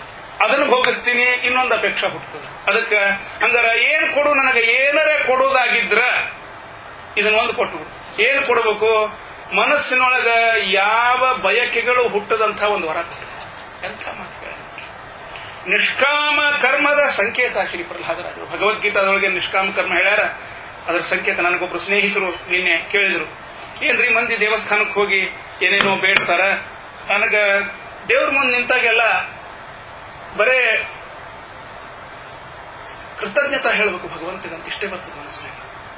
ಎಷ್ಟು ಅನುಕೂಲ ಮಾಡಿಪ್ಪ ನನಗೆ, ನನ್ನ ಯೋಗ್ಯತಾ ಮೀರಿ ನನಗೆ ಕೊಟ್ಟಿದ್ದಿ, ಈಗ ಸ್ವಾಮಿ ನಾನು ನಿನಗೆ ಕೃತಜ್ಞ ಅಂತ ಇಷ್ಟೇ ಅನಿಸ್ತದ. ಏನೂ ಕೇಳಬೇಕು ಅನಿಸೋದಿಲ್ಲ. ಎಲ್ಲರೂ ಹೇಳ್ತಾರೆ ದೇವ್ರ ಹತ್ರ ಬೇಡ್ಕೋಬೇಕು ಅಂತ. ಏನ್ ಮಾಡ್ಲಿ ನಾನು? ಹೇಳಿದೆ ಪುಣ್ಯಾತ್ಮಿದ್ಯಪ್ಪ ಅಂತ ಹೇಳಿದೆ. ಯಾಕಂದ್ರೆ ಭಗವದ್ಗೀತಾದೊಳಗೆ ಹೇಳ್ತಕ್ಕಂಥ ಮಾತಿದು. ನಿಷ್ಕಾಮ ಕರ್ಮ ಮಾಡಬೇಕು, ಭಗವಂತನಲ್ಲಿ ಏನು ಬೇಡಬಾರ. ಸತ್ಯನಾರಾಯಣ ವ್ರತ ಮಾಡ್ತೀವಿ, ಹಂಗಾರ ಅವೆಲ್ಲ ತಪ್ಪೇನ್ರಿ ಅಂದ್ರೆ ತಪ್ಪಲ್ಲ. ಪ್ರಿಲಿಮಿನರಿ ಸ್ಟೇಜ್ನೊಳಗೆ ಬರೋಬ್ಬರಿ ಅಷ್ಟೇ. ದೊಡ್ಡವರು, ಮೆಚ್ಯೂರ್ಡ್ ಡಿವೋಟೀಸ್, ಅವರು ಭಗವಂತನಲ್ಲಿ ಏನು ಕೇಳಬಾರ್ದು. ಏನಾರ ಕೇಳಿದರೆ ಅವನ ಸರ್ವಜ್ಞ ಅನ್ನೋದನ್ನ ನೀವು ಅಲ್ಲಗಳದಂಗ ಗೊತ್ತಿಲ್ಲನ್ರಪ್ಪ ಅವಾಗ. ನೀವೆಲ್ಲಿದ್ದೀರಿ, ನಿಮಗೇನು ಬೇಕು? ಎಷ್ಟೋ ಸಲ ನಾವು ಏನೋ ಬೇಡಿರ್ತೀವಿ, ಅದರಿಂದ ನಮಗೆ ಹಾನಿ ಆಗುವುದಿರ್ತದ. ಆ ಎಚ್ಚರನೂ ನಮಗಿರುವುದಿಲ್ಲ. ಕೊಡೋದ್ರಿಂದ ಬಾಧಕ ಆಗ್ತದ. ಅಂತದನ್ನು ಕೊಟ್ಟು ಬಿಟ್ಟ ಅಂದ್ರೆ ಸಫರ್ ಆಗ್ತೀವಿ. ಯಾಕೆ ಕೊಟ್ಟಿ ಅಂತೀವಿ ಆಮೇಲೆ. ಆದ್ದರಿಂದ ನನಗ ಏನ್ ಬೇಕು, ಯಾವುದು ಒಳ್ಳೇದು ಅನ್ನೋದು ನನಗಿಂತ ಚೆನ್ನಾಗಿ ನಿನಗೆ ಗೊತ್ತದ. ಸ್ವಾಮಿ ನನಗೆ ಅನುಗ್ರಹ ಇಷ್ಟೇ ಕೇಳಬೇಕು ದೇವರನ್ನ. ಕಾಮಾನಾಂ ಹೃದಯ ಸಂರೋಹಂ ಭವತಸ್ತು ವೃಣೇವರಂ. ಇದೊಂದು ವರ ಕೇಳ್ತಾ ಇದ್ದೇನೆ ಅಂತ ಹೇಳ್ತಾ ಇದ್ದೆ ಅಂತ ನರಸಿಂಹದೇವರು ಹೇಳಿದ್ದಾರೆ. ಹೀಗೆ ಪ್ರಹ್ಲಾದರಾಜರ ಚರಿತ್ರೆ, ಅನೇಕ ರಾಜರ್ಷಿಗಳ ಚರಿತ್ರೆ, ಬ್ರಹ್ಮರ್ಷಿಗಳ ಚರಿತ್ರೆ ಭಾಗವತದಲ್ಲಿ ಬರ್ತಾ ಇದೆ. ನಾನು ಮೊದಲನೇ ದಿವಸ ಹೇಳಿದ ಹಾಗೆ 3 ಭಾಗ. ಮುಖ್ಯ ಭಾಗ ಕೃಷ್ಣ ಕಥಾ, ಇನ್ನು ಮುಂದೆ ಬರ್ತಾ ಇದೆ. ಹಿಂದೆ ಎಲ್ಲಾನು ರಾಜರ ಕಥೆಗಳು, ಋಷಿಗಳ ಕಥೆಗಳು, ಭಗವಂತನ ಅವತಾರದ ಕಥೆಗಳು, ಇವುಗಳನ್ನ ಯಥಾಶಕ್ತಿ ಕೇಳಿಸ್ತಾ ಬಂದಿದ್ದೇನೆ. ರಾಜಋಷಿಗಳಲ್ಲಿ ಒಂದು ದೃಷ್ಟಾಂತ, ಬ್ರಹ್ಮರ್ಷಿಗಳಲ್ಲಿ ಒಂದು ದೃಷ್ಟಾಂತ ಇಷ್ಟು ಹೇಳ್ಕೊಂಡು ಮುಂದೆ ಮುಖ್ಯ ಕಥಾ ಭಾಗಕ್ಕೆ ಹೋಗೋಣಂತ. ಯಾರ್ಯಾರ್ರೀ ಋಷಿಗಳು, ರಾಜಋಷಿಗಳು ಯಾರ್ಯಾರು? ಮಾಂಧಾತ ನಹುಷೋಂಬರೀಷ ಸಗರೌ ಅನ್ರಿ ಬಾಯಿಂದವರವರು. ರಾಜಾ ಪೃಸುರು ಹರಿಹಯ ಶ್ರೀಮಾನ್ ಧರ್ಮ ಸುತೋ ನಟೋ ದಶರಥೋ ರಾಮೋ ಯಯಾತಿರ್ಯದು ಇಕ್ಷ್ವಾಕುಶ್ಚ ವಿಭೀಷಣಶ್ಚ ಭರತಶ್ಚ ಉತ್ತಾನಪಾದ ಧ್ರುವೌ ಇತ್ಯಾದ್ಯಾ ಭುವಿ ಭೂಧರಾಶ್ಚ ಸತತಂ ಕುರ್ವಂತು ನೋ ಮಂಗಲಂ. ಅವರಲ್ಲಿ ಪ್ರಾರ್ಥನೆ ಮಾಡಿಕೊಳ್ಬೇಕು ಪ್ರತಿನಿತ್ಯ ಪ್ರಾತಃ ಕಾಲದಲ್ಲಿ ಅಂತ ಶಾಸ್ತ್ರ ಹೇಳ್ತಾ ಇದೆ. ಎಲ್ಲ ದೊಡ್ಡ ದೊಡ್ಡವರು ಪ್ರತಿಯೊಬ್ಬರ ಚರಿತ್ರೆ ಬಂದಿದೆ ಈ ಭಾಗವತದೊಳಗೆ. ಮಾಂಧಾತ, ನಹುಷ, ಅಂಬರೀಷ, ಸಗರ, ಪೃಥು, ಹೈಹಯ ಎಲ್ಲರ ಚರಿತ್ರೆ ಬಂದಿದೆ. ಮೊದಲಿನದೊಂದನ್ನು ನಿಮಗೆ ದೃಷ್ಟಾಂತವಾಗಿ ಹೇಳ್ತಾ ಇದ್ದೇನೆ. ಮಾಂಧಾತ ಮಾಂಧಾತ ಅಂತ ತಿಳ್ಕೊಂಡು ಯವನಾಶ್ವ ಅಂತ ಒಬ್ಬ ದೊಡ್ಡ ವ್ಯಕ್ತಿ, ಅವ ಯಜ್ಞ ಮಾಡ್ತಾ ಇದ್ದ. ಯಜ್ಞ ಮಾಡುವ ಕಾಲದೊಳಗ ಇಡೀ ದಿವಸ ಯಜ್ಞ ಮಂಟಪದ ಮುಂದೆ ಕೂತ್ಕೊಂಡು ದಣದಿದ್ದ, ನೀರಡಿಸಿದ್ದ. ರಾತ್ರಿ ಮಲಗಿದಾಗ ನೀರಡಿಕೆ ಆಯ್ತು. ಕತ್ಲಿ ಒಳಗೆ ಎದ್ದು ತಡವರ್ಸ್ಕೋತ ಬಂದ. ಅಲ್ಲೊಂದು ತಂಬಿಗೆ ಒಳಗೆ ನೀರಿಟ್ಟಿದ್ರು. ಘಟ ಘಟ ಘಟ ಘಟ ಕುಡಿದು ಹೋಗಿ ಮಲಗಿಬಿಟ್ಟ. ಮರುದಿವ್ಸ ಮುಂಜಾನೆ ಬಂದು ಅವರು ಯಜ್ಞ ಮಾಡ್ತವ್ರಂತಾರ, ಈ ತಂಬಿಗೆ ಒಳಗೆ ನೀರಿತ್ತಲ್ರು, ಯಾರು ಕುಡಿದ್ರಿ ಅಂದ್ರ. ಯಾಕ್ರಿ? ಏನಿಲ್ಲ, ಸಂತಾನ ಬೇಕು ಅಂತ ರಾಜ ಕೇಳಿದ್ದ. ಅವನ ಹೆಂಡತಿಗೆ ಕುಡಿಲಿಕ್ಕೆ ಅಂತ ತಿಳ್ಕೊಂಡು ಅಭಿಮಂತ್ರಿಸಿ ನೀರಿಟ್ಟಿದ್ವಿ ನಾವು. ಆಕೆ ಕುಡಿದ್ರಿಂದ ಗರ್ಭಿಣಿ ಆಗ್ತಿದ್ಲು ಅಂತ ಆಕೆಗೆ ಇಟ್ಟಿದ್ವಿ. ಯಾರು ಕುಡಿದ್ರಿ ಅಂತ ಕೇಳಿದ್ರು. ರಾಜ ತಲೆ ಬಗ್ಸ್ಕೊಂಡು ಬಂದು ನೋಡ್ರಿ ಮುಂದೆ. ನನಗೆ ಗೊತ್ತಾಗಲಿಲ್ಲ, ನಾ ಕುಡಿದು ಬಿಟ್ಟೆ ಋಷಿಗಳ. ಘಾತ ಆತು ಅಂದ್ರು ಅವರು. ಆ ಮಂತ್ರಪೂತವಾಗಿರ್ತಕ್ಕಂಥ ನೀರದು ವ್ಯರ್ಥ ಆಗುದಿಲ್ಲ ಮಹಾರಾಜ, ಗರ್ಭಿಣಿ ಆಗ್ತೀನಿ ನೀನು ಅಂತಂದ್ರೆ. ಎಲ್ಲಾದ್ರೂ ಉಂಟೆ, ಎಲ್ಲೂ ಆಗದೆ ಇದ್ದ ಕರ್ತುಮ ಅನಥಾ ಕರ್ತುಂ ಸಮರ್ಥ. ಮುಂದ ಮಹಾರಾಜ ಗರ್ಭಿಣಿ, ಯವನಾಶ್ವ ಗರ್ಭಿಣಿಯಾಗಿ ಪುರುಷ. ಇದು ಬಹಳ ಅಪರೂಪ ದೃಷ್ಟಾಂತ. ಇದು ಇನ್ನು our science is yet to find this. ಆಗ್ಯಾವನ? ಗರ್ಭಿಣಿಯಾಗಿ ಒಂದು ಕೂಸನ್ನ ಹಡದ. ಕೂಸ್ ಹಡದ ಹಳ್ಳಿ ಕತ್ರ ಅವಾಗ ಹಾಲು ಯಾರು ಕುಡಿಸ್ಬೇಕ್ರಿ ಪ್ರಶ್ನೆ ಬಂತಲ್ಲ. ಹಳ್ಳಿ ಕತ್ನಂತ ಚೀರಿ ದೇವೇಂದ್ರ ಬಂದು ತನ್ನ ಹೆಬ್ಬಟ್ಟನ್ನ ಕೂಸಿನ ಬಾಯೊಳಗಿಟ್ಟನಂತ ಲೊಸ ಚೀಪ್ಲಿಕತ್ತ. ಯಾಕ್ರಪ್ಪ ಅದ್ ಹೆಂಗದು ಅಂದ್ರ, ಆ ಬುದ್ಧಿವಂತ ಬರು ಮುಂದೆ ಅಮೃತದ ಗಿಂಡಿ ಒಳಗೆ ಬಟ್ಟೆ ಎದ್ಕೊಂಡ್ ಬಂದು ಬಾಯೊಳಗಿಟ್ಟು ಕೂಡ್ಲೆ ಕೂಸು ಸರ್ರ ಅಂತ ಎಳಿಲಿಕ್ಕಂತ. ಅದರ ಸಂಸ್ಕಾರದಿಂದಾಗಿ ಈಗೂ ಸಹಿತ ಕೂಸುಗಳು ಹೆಬ್ಬಟ್ಟು ಚಿಪ್ತಾವ ಅಂತ ನಮ್ಮಲ್ಲಿ ಪ್ರಗಾಥೆ. ಅಂತೂ ಮಾಂಧಾತ ಅವನೇ ದೊಡ್ಡ ಜ್ಞಾನಿಯಾಗಿ ಭಗವದ್ಭಕ್ತನಾಗಿ ಅವನು ಬೆಳೀತಾ ಇದ್ದಾನೆ. ಅನಂತರದಲ್ಲೇ ಋಷಿಗಳು ವಿಶ್ವಾಮಿತ್ರ ಪರಾಶರೌರ್ವ ಭೃಗವೋ ಗಸ್ತ್ಯ ಕುಲಸ್ತ್ಯ ಕ್ರತು ಶ್ರೀಮಾನ್ ಅತ್ರಿ ಮರೀಚಿ ಕೌತ್ಸಕುಲಃ ಶಕ್ತಿರ್ವಸಿಷ್ಠೋಂಗಿರಾ ಮಾಂಡವ್ಯೋ ಜಮದಗ್ನಿ ಗೌತಮ ಭರದ್ವಾಜಾದಯಸ್ತಾಪಸಾಃ ಶ್ರೀಮದ್ವಿಷ್ಣು ಪದಾಂಬುಜೈಕ ಶರಣಾಃ ಕುರ್ವಂತು ನೋ ಮಂಗಲಂ. ಎಲ್ಲ ದೊಡ್ಡ ದೊಡ್ಡ ದೊಡ್ಡ ದೊಡ್ಡ ಯೋಗ್ಯತೆ ಉಳ್ಳಂತಹ ಋಷಿಗಳು, ಪ್ರಾತಸ್ಮರಣೀಯರು. ಅವರಲ್ಲಿ ಮೊದಲನೇದ್ದು ವಿಶ್ವಾಮಿತ್ರನ ಕೂಡ ಕಥೆ ಹೇಳುವುದಿಲ್ಲ, ಎಲ್ಲರೂ ಸಿನಿಮಾ ನೋಡುತ್ತೆ, ಗೊತ್ತದ ನನಗೆ. ಆದ್ದರಿಂದ ಒಂದು ಅಪರೂಪದ ಘಟನಾ, ನಾವು ಯಾರೂ ಮಾತಾಡುವುದಿಲ್ಲ ಇದ್ರ ಬಗ್ಗೆ. ವಿಶ್ವಾಮಿತ್ರ ವಸಿಷ್ಠರ ಜಗಳ ಎಲ್ಲರಿಗೂ ಗೊತ್ತದ, ಆದ್ರೆ ವಿಶ್ವಾಮಿತ್ರ ವಸಿಷ್ಠರ ಸ್ನೇಹ ಬಹಳ ಮಂದಿಗೆ ಗೊತ್ತಿಲ್ಲ. ಅಂತಹ ಒಂದು ಅಪರೂಪದ ಘಟನೆಯನ್ನ ಈ ಕಥಾನಕ ಹೇಳ್ತಾ ಇದೆ. ಒಂದು ಕಾಲಕ್ಕೆ ಏನಾಯ್ತು ಅಂತಂದ್ರ, ವಿಶ್ವಾಮಿತ್ರರ ಆಶ್ರಮ ನದಿ ಆಚೆ ದಂಡೆಗೆ, ವಸಿಷ್ಠರ ಆಶ್ರಮ ನದಿ ಈಚೆ ದಂಡೆ. ವಸಿಷ್ಠರ ಹೆಂಡತಿ ಅರುಂಧತಿ ದಾನ ಕೊಡಬೇಕು, ಯಾರಾದರೂ ಒಳ್ಳೆ ಬ್ರಾಹ್ಮಣರನ್ನ ನಾನು ನೋಡ್ತಾ ಇದ್ದೇನೆ. ಗಂಡನ್ ಕೇಳಿದ್ವಿ, ಒಬ್ಬ ಉತ್ತಮ ಯೋಗ್ಯ ಬ್ರಾಹ್ಮಣ ನೀವು ನನಗೆ ಸಜೆಸ್ಟ್ ಮಾಡಿ. ಅದಕ್ಕೆ ಅವ್ರು ಹೇಳಿದ್ರಂತ, ನಾವಿರೋ ಪರಿಸರದೊಳಗ ಇದಕ್ಕಿಂತ ಉತ್ತಮ ಬ್ರಾಹ್ಮಣ ನಿನಗೆ ಸಿಗಲ್ಲ. ಎಲ್ಲಿ ಹೋಗು? ನದಿ ಆಚೆ ದಂಡೆಗೆ ವಿಶ್ವಾಮಿತ್ರ ಮಹರ್ಷಿಗಳು ಕೂತ್ಕೊಂಡಾರ, ಅಲ್ಲಿ ಹೋಗಿ ದಾನ ಕೊಡ. ಆಗ್ಲಿ ಅಂತ ಹೇಳಿದ್ಲು. ದಾನದ ವಸ್ತು ಹಿಡ್ಕೊಂಡು ನದಿ ಮುಂದೆ ಬಂದು, ನದಿ ತುಂಬಿ ಹರಿತಾ ಇತ್ತು. ಹೆಂಗ್ ಹೋಗ್ಬೇಕು? ಒಂದಾನೊಂದು ನೌಕೆಗಳಿಲ್ಲ. ತಿರುಗಿ ಬಂದು ವಸಿಷ್ಠರನ್ನು ಕೇಳಿದ್ರು, ನದಿ ದಾಟ್ಲಿಕ್ಕೆ ಸಾಧ್ಯ ಆಗ್ತಾ ಇಲ್ಲ, ಬಹಳ ನೀರು, ಒಂದಾನೊಂದು ನೌಕೆಗಳಿಲ್ಲ, ಏನಾದ್ರೂ ಒಂದು ಉಪಾಯ ಹೇಳಿ. ಉಪಾಯ ಬೇಕಾ? ಇಲ್ಲಿ ನೋಡು, ಹಿಂಗ್ ಹೋಗಿ ಹೇಳು ನದಿ ಮುಂದ, ನಿತ್ಯೋಪವಾಸಿಯಾಗಿರ್ತಕ್ಕಂಥ ವಿಶ್ವಾಮಿತ್ರರಿಗೆ ದಾನ ಕೊಡ್ಲಿಕ್ಕೆ ಹೋಗ್ತಾ ಇದ್ದೇನೆ, ದಾರಿ ಕೊಡು ಅಂತ. ಗಂಡನ ಮೇಲೆ ಅಷ್ಟು ವಿಶ್ವಾಸ ಇತ್ತು. ಬಂದು ಕಣ್ಣು ಮುಚ್ಚಿಕೊಂಡು ಕೇಳಿದ್ರು, ನಿತ್ಯೋಪವಾಸಿ ವಿಶ್ವಾಮಿತ್ರರಿಗೆ ದಾನ ಕೊಡಬೇಕು ಅಂತ ಹೊರಟಿದ್ದೇನೆ, ದಾರಿ ಕೊಡು. ಏಕ್ದಮ್ ನದಿ ಎರಡು ಭಾಗ ಆಗಿ, ಆ ಕಡೆಗೆ ನೀರು, ಈ ಕಡೆಗೆ ಸರ ಸರ ಸರ ಸರ ಸರ ನಡೆದು ಹೋಗ್ಬಿಟ್ರು. ನದಿ ದಾಟಿ ಹತ್ಲಾಗ ಹೋದ್ಲು, ಕುಡ್ಕೊಂಡ್ಬಿಡ್ತದೆ ಮತ್ತೆ ನೀರು. ಹೋದ್ಲು, ಆಶ್ರಮಕ್ಕೆ ಬಂದ್ರ ಹಣ್ಣುಗಳನ್ನ ತಿಂತ ಉಪಹಾರ ಮಾಡ್ತಾ ಕೂತಿದ್ರಂತ ವಿಶ್ವಾಮಿತ್ರ. ಇವ್ರನ್ನ ನಿತ್ಯೋಪವಾಸ ಗಂಡ ಹಣ್ಣು ತಗೊಂಡು ಬಂದಿದ್ಲು ಅವಳು ದಾನ ಕೊಡ್ಲಿಕ್ಕೆ. ಇನ್ನೊಂದು ವಿಚಾರ ಮಾಡದೆ ಬಂದು ಭಕ್ತಿಯಿಂದ ವಿನಂತಿ ಮಾಡ್ಕೊಂಡ್ಲು, ನಿಮಗೆ ದಾನ ಕೊಡಬೇಕು ಅಂತ ಬಂದೀನಿ, ನೀವು ಯಾರ ಹತ್ರ ಏನೂ ತಗೊಳ್ಳೋರಲ್ಲ, ಆದ್ರ ವಸಿಷ್ಠರ ಹೆಂಡತಿ ನಾನು ಅರುಂಧತಿ, ದಯಮಾಡಿ ನಾನು ದಾನ ಸ್ವೀಕಾರ ಮಾಡಿ. ಮುಗುಳ್ನಕ್ಕು ವಿಶ್ವಾಮಿತ್ರರು, ಆಗಲಿ ಸಂಕಲ್ಪ ಹೇಳ್ತೀನಿ ತಾಯಿ, ದಾನ ಕೊಡು. ಸಂತೋಷದಿಂದ ದಾನ ದಾನ ಕೊಟ್ಟು ಅವ್ರಿಗೆ ನಮಸ್ಕಾರ ಮಾಡಿ ತಿರುಗಿ ಮತ್ತೆ ಬಂದ್ಲು. ಮತ್ತೆ ನದಿ ತುಂಬಿ ಹರಿತಾ ಇತ್ತು. ಯಾರ್ಯಾರು ನೌಕೆ ಇರಲಿಲ್ಲ, ಅಲ್ಲೇ ಏನು ಅನುಕೂಲ ಇರಲಿಲ್ಲ, ತಿರುಗಿ ಬಂದ್ಲು. ಯಾಕಂದ್ರ ಹೋಗು ಮುಂದ ಇಲ್ಲಿ ಬರೋ ಮುಂದ ಅಂದ ಮಂತ್ರನೇ ಮತ್ತೆ ಅನ್ನೋ ಹಂಗಿಲ್ಲ ನೋಡ್ರಿ. ಈಗ ತನ್ನ ಗಂಟನಲ್ಲಿ ಹೋಗಬೇಕಾಗಿದೆ. ಅದಕ್ಕೆ ಏನ್ ಮಾಡ್ಬೇಕು ತಿಳಿಲಾರ್ದಂಗ ಮತ್ತೆ ವಿಶ್ವಾಮಿತ್ರರಲ್ಲಿಗೆ ಬಂದು ವಿಶ್ವಾಮಿತ್ರರಲ್ಲಿಗೆ ಬಂದು ಕೇಳಿದ್ರಂತ, ಸ್ವಾಮಿ ನದಿ ದಾಟಬೇಕಾಗ್ಯದ, ಏನಾರೇ ಒಂದು ಉಪಾಯ ಹೇಳ್ರಿ. ಹಂಗಾರ ನದಿಗೆ ಹಿಂಗ ಹೇಳು, ನಿತ್ಯ ಬ್ರಹ್ಮಚಾರಿ ಆಗಿರ್ತಕ್ಕಂಥ ವಸಿಷ್ಠನಲ್ಲಿ ಹೋಗ್ಬೇಕು, ದಾರಿ ಬಿಡ್ಬೇಕು. ನಾ ಹೆಂಡತಿ ಹೇಳಿದ ಇಟ್ ವರ್ಕ್ಸ್.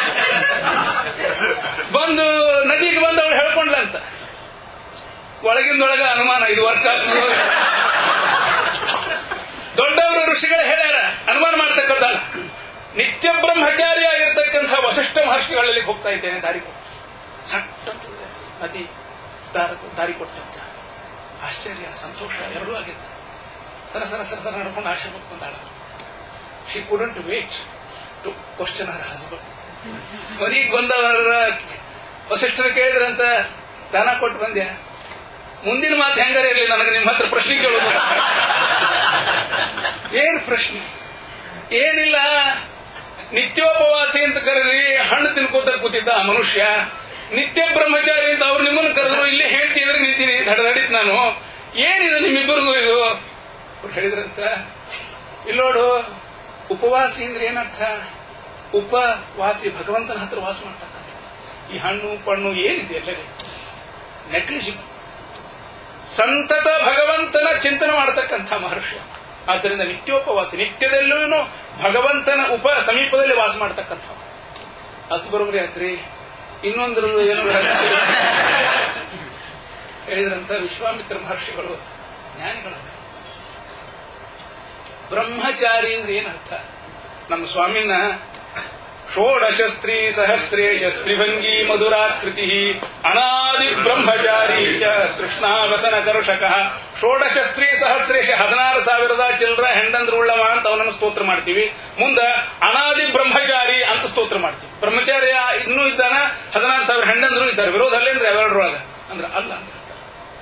ಬ್ರಹ್ಮಣಿ ಚರತಿ ಇತಿ ಬ್ರಹ್ಮಚಾರಿ ಅಂತ ಒಂದರ್ಥ. ಇನ್ನೊಂದು, ತನ್ನ ಹೆಂಡತಿಯನ್ನು ಬಿಟ್ಟು ಇನ್ನೊಂದು ಸ್ತ್ರೀಯನ್ನ ಮನಸಾಪಿ ಚಿಂತಿಸಿದವ ಅವ ಬ್ರಹ್ಮಚಾರಿ. ಆದ್ದರಿಂದ ಗಾರ್ಹಸ್ಥ್ಯ ಅನ್ನೋದು ಬ್ರಹ್ಮಚರ್ಯಕ್ಕೆ ವಿರುದ್ಧ ಅಲ್ಲ, ಅದು ಪೋಷಕ. ಬ್ರಹ್ಮಚಾರಿಯಾಗಿದ್ದವ ಗೃಹಸ್ಥ ಆದ ಅಂದ್ರ ಒಂದು ಹೆಜ್ಜೆ ಮುಂದೆ ಬಂದ ಸಾಧನಾದೊಳಗ ಅಂತರ್ಥ. ನಾವು ಕೆಳಗಿಳಿತೀವಿ, ಆ ವಿಷಯ ಬೇರೆ.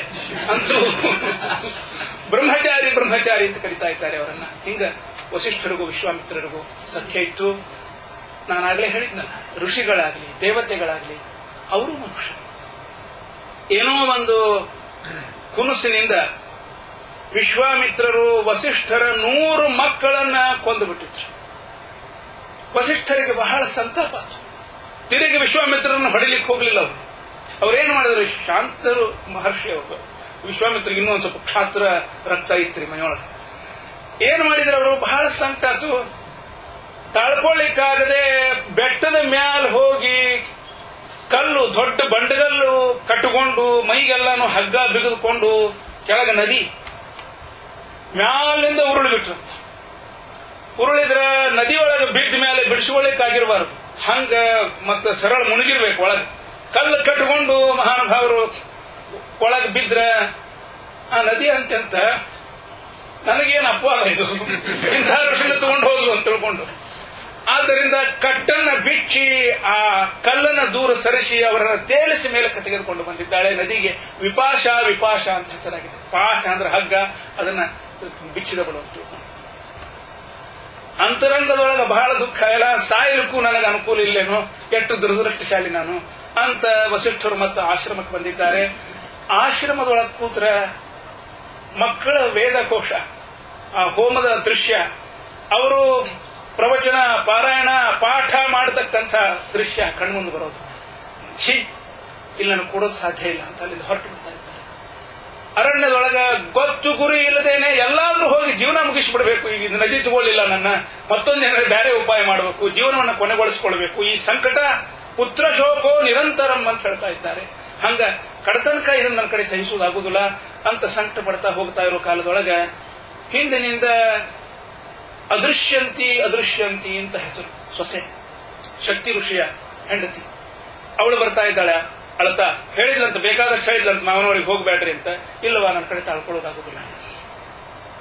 ಮುಂದೆ ಋಷಿಗಳು, ಹಿಂದ ಇವಳು ಸೊಸೆ ಅದೃಶ್ಯಂತಿ ಎಷ್ಟು ಅಳತಾ ಹೋಗ್ತಾ ಇದ್ದಾಳೆ. ಅವಳ ಮಾತನ್ನು ಕೇಳದ ಹಾಗೆ ಇವರು ಧಾವಿಸಿ ಇವರು ಹೋಗ್ತಾ ಇದ್ದಾರೆ, ಗೊತ್ತು ಗುರಿ ಇಲ್ಲದೇನೆ. ಸ್ವಲ್ಪ ಹೊತ್ತಿನೊಳಗ ವೇದದ ಘೋಷ ಕೇಳಿಸ್ತಂತೆ. ಪಾವಕಾನ ಸರಸ್ವತಿ ವಾಜೇರ್ವಾಜಿನೀವತಿ ಯಜ್ಞಂ ವಟ್ಟಿ ಧಿಜಾವಾಸು ಚೋದಯಿತ್ರಿ ಸುನೃತಾನಾಂ ಚೇತಂಕಿ ಸುಮತೀನಾಂ ಯಜ್ಞಂ ದಧೆ ಸರಸ್ವತಿ. ಏನಪ್ಪ, ಇಲ್ಲಿ ಕಾಡಿನೊಳಗೆಲ್ಲ ಆಶ್ರಮ ಇಲ್ಲ, ಏನೇನೂ ಇಲ್ಲ, ಎಲ್ಲಿಂದ ಬರ್ತಾ ಇದೆ ಇದು ವೇದಘೋಷ? ಹಿಂದೆ ನೋಡಿದ್ರೆ ಅಂತ ಹಿಂದೂ ಯಾವ ಆಶ್ರಮ ಇಲ್ಲ, ಯಾರೂ ಇಲ್ಲ. ಭ್ರಮ ಇರಬೇಕು ನನಗ, ಮಕ್ಕಳ ವೇದಘೋಷ. ಛೀ, ಈ ಬಂಧನ ಬೇಡ ನನಗ. ಮತ್ತೆ ಹೊರಡ್ತಾ ಇದ್ದಾರೆ. ಸ್ವಲ್ಪ ಹೊತ್ತಿನೊಳಗ ಮತ್ತು ವೇದಘೋಷ. ಸ್ವಾದಿಷ್ಠಯ ಮದಿಷ್ಠಯ ಪವಸ್ವ ಸೋಮಧಾರಯ ಇಂದ್ರಾಯ ಪಾತವೇ ಸುತಃ. ಏನಪ್ಪ ಇದು, ಎಷ್ಟು ಸ್ಪಷ್ಟ ಕೇಳಿಸ್ತದಲ್ಲ. ಹಿಂದೆ ತಿರುಗಿ ನಿಂತು ನೋಡಿದ್ರೆ ಅದೃಶ್ಯಂತಿ ಗರ್ಭದಿಂದ ವೇದ ಮಂತ್ರ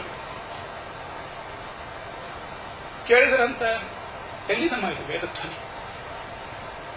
ನಿಮಗೆ ಕೇಳಿಸ್ತಾ ಅದ?